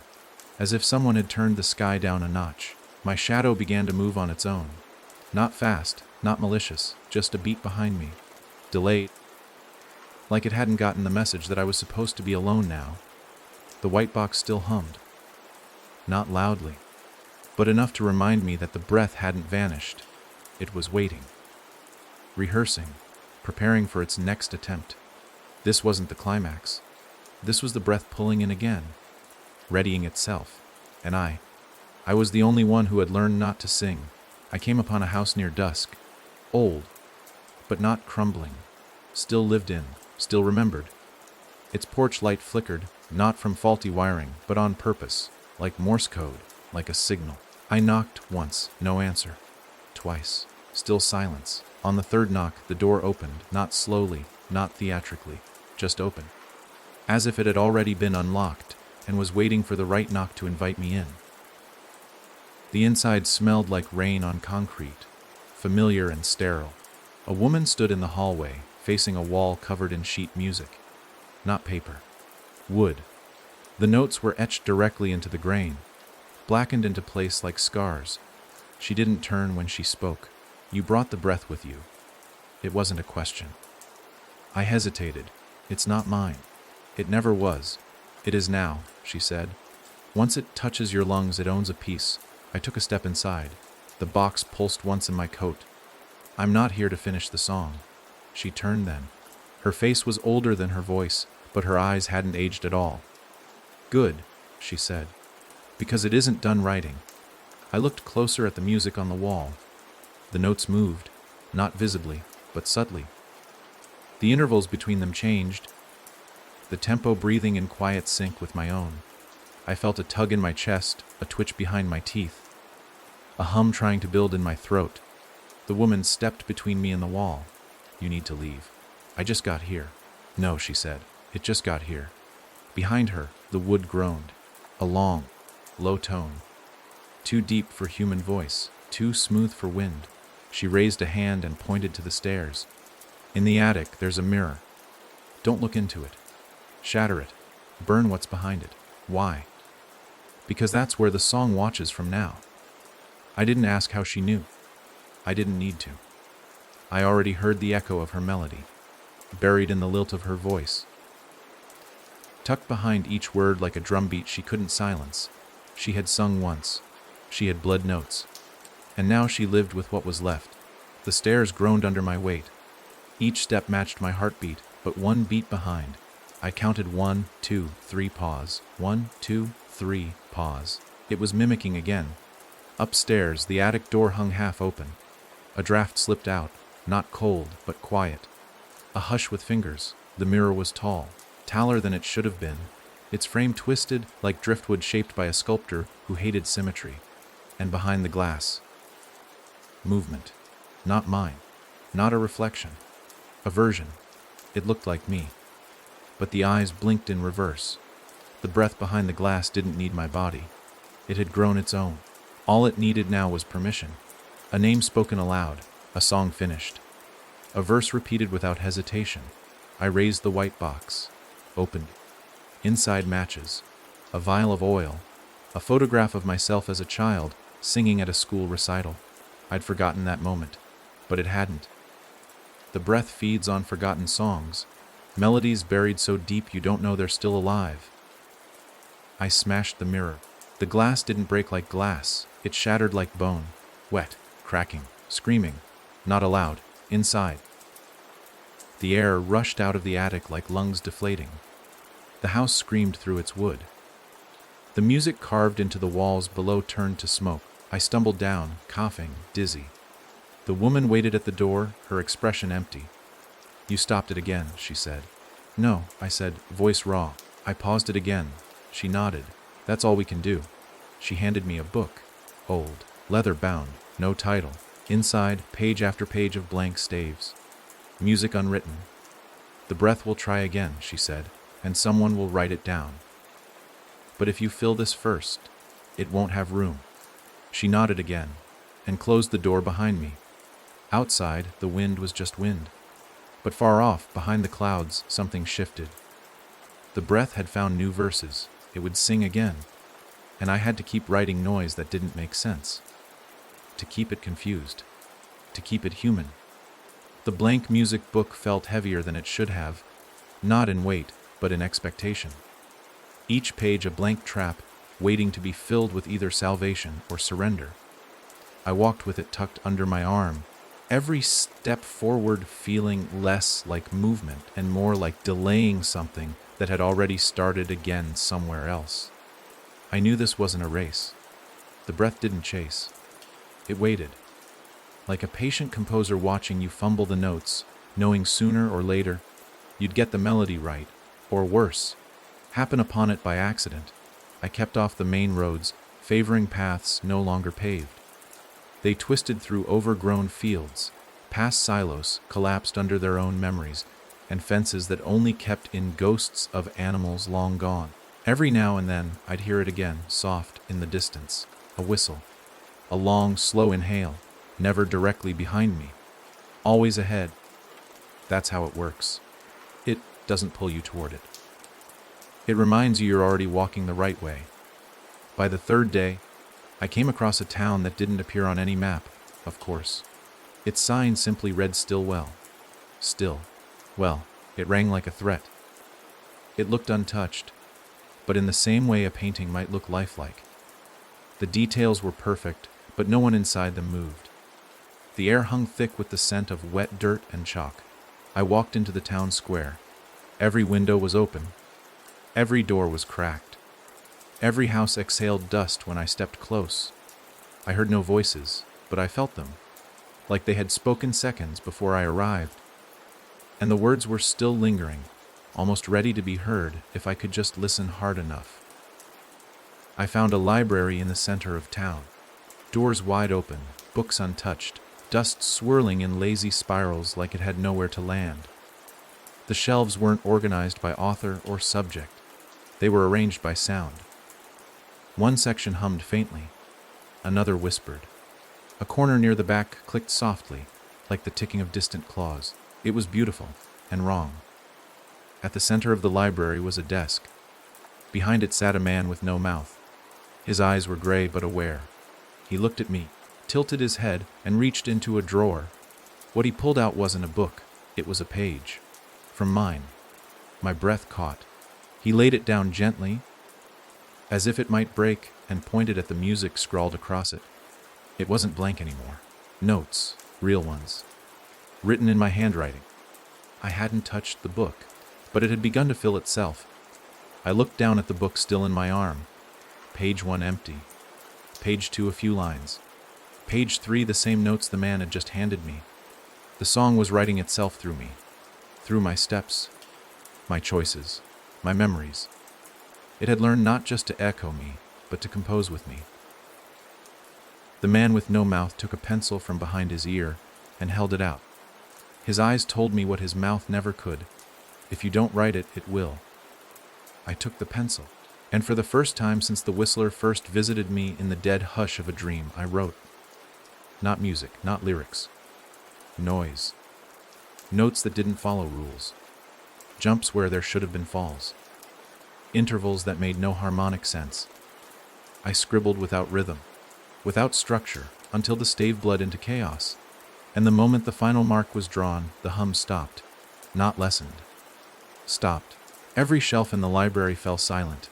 The man nodded once, and slowly, achingly, smiled. His mouth began to open. It wasn't natural. It formed, stitched itself from nothing, like his skin had finally remembered where the voice had gone. He exhaled, and said only one word. Remember. That was it. No riddle, no warning. Just the one thing the breath could never do on its own, because the breath wasn't memory. It was repetition. It couldn't remember what it hadn't heard. But I could. I left the library with a book now half, filled with noise that couldn't be repeated. And that, somehow, gave me time. As I stepped back into the light, the shadows in Stillwell twisted, no longer idle. Now they watched, and one by one, they stepped into the street, each one wearing a face I'd almost forgotten. My first grade teacher. A girl I kissed behind the bleachers in 8th grade. My father on the day he left. My reflection from the broken mirror. And every one of them began to mouth something. Not a song, a single sentence. Over and over, we knew you'd remember. I ran, not out of fear, out of urgency, because now I understood what the breath had wanted all along. Not to sing through me, to record through me. I wasn't the singer, I was the instrument, and the melody it wanted wasn't music, it was who I was. Every version, every shadow, every almost forgotten smile and pain. It was stitching me together as its final verse. I reached the edge of town. The road split. One direction led into fog, the other into forest. I turned neither way. Instead, I opened the book, tore out every page with my name hidden in the music, and I burned them. One by one, the book screamed. The breath recoiled. The shadows in Stillwell writhed. But they didn't follow, because the moment those pages burned, I became unfamiliar again. A dissonance too sharp to hum along with. I didn't win. But I changed the tune, and somewhere deep in the breath's chest, I felt it. The pause, the hiccup, the brief, terrified moment when a song forgets its own words. It's strange what you remember when the world starts forgetting you. Faces. Sure. Voices, definitely. But it's the noises, the hums behind laughter, the air between words, that stay with you. As I stepped away from Stillwell, leaving behind a town sewn together by echoes and breath, I felt something peel off my back. Not pain, not fear, but recognition. As if the rhythm itself had looked at me one last time and muttered, "You were never mine to keep." The road didn't lead out. It dropped away, swallowed by roots and soil and the ash of the pages I'd burned. There was no path left, so I walked into the trees, and they let me.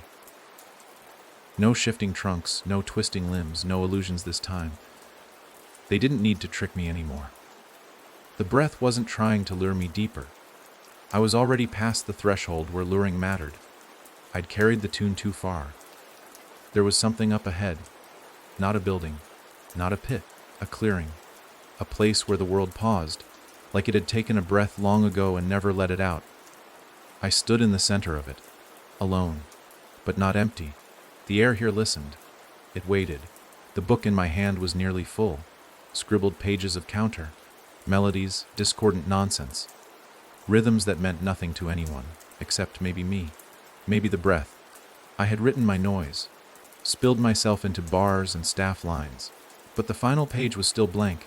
That's when I heard it, my own voice, not echoing, not delayed, not warped. It was me. Standing behind me, I turned, and there I was, not the reflection, not the dream, not the breath's mimicry, me, but from before.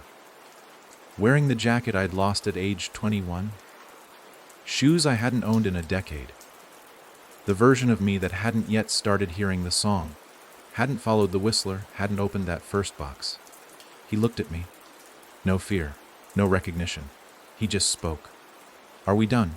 I didn't answer. I couldn't, because in that moment I realized what the breath had been building toward. Not invasion, not imitation, reversion. It didn't want to replace me. It wanted to reset me, bring me back to the start over and over, each time a little more in tune. A little more willing, a little more harmonious. The final note wasn't death, it was forgetting. Total, quiet, warm forgetting. A perfect silence wrapped in the illusion of a fresh start. He stepped forward. I backed away. He mirrored. But his steps were too perfect, too measured. No hesitation, no exhaustion. That's what gave it away. I was never that graceful. Not even then. I opened the white box one last time. Inside a string, threadbare, frayed at both ends. I pulled it, and the forest unraveled. Not literally, not physically, but conceptually. The air peeled back like cloth, and underneath it was the tower. The original tower, not the one I climbed before. This one stood taller, older, made of bone and brass. And at the top a figure waited. Not the whistler, not the conductor, not even the breath, the composer. I climbed. Each step pressed music into the air, not played, written. I heard phrases from my nightmares, fragments of lullabies I'd hummed as a child, screams from the attic mirror. They all blended into a rising crescendo. When I reached the top, I saw them, the composer. No face, No voice, just hands. 1,000 of them, each writing, scoring, erasing, rewriting, a song so massive and infinite. It curled into itself like a spiral staircase built of sound. And in the center, my book hovered, waiting. The composer reached for it. I held it back. It tilted its head, not in confusion, but in patience. It didn't need to force me. It knew I would give in. Because this was the end, right? The last note. The place where you either resolve or fall apart. But I didn't hand over the book. I tore out the final page. Blank. Untouched. And I swallowed it. The composer paused. For the first time, the hands stopped. No movement. No scribble. Just waiting. I smiled. And I sang. A single note. Not in key. Not on time. Just mine. And everything shattered. The composer unfolded, like a score burning in reverse. The breath screamed, not in pain, but in shock. It had never considered that silence could come from choice. That someone might refuse to finish. Stillness fell, but not peace. The kind of stillness that comes at the end of a performance, when the audience doesn't know whether to clap or run. I climbed down. No tower now, no trees, just sky. I stood in the middle of the nothing I had bought with noise. And the white box in my hand, gone, in its place silence. Not dead, not empty, free. I walked, not because something was chasing me, not because I had somewhere to go, but because I had more noise to write. Not music, not memory, just resistance. I will keep walking. I will keep writing. Because the breath never truly ends. It waits, and when it returns, it won't recognize me anymore. Because this time, the song forgot me,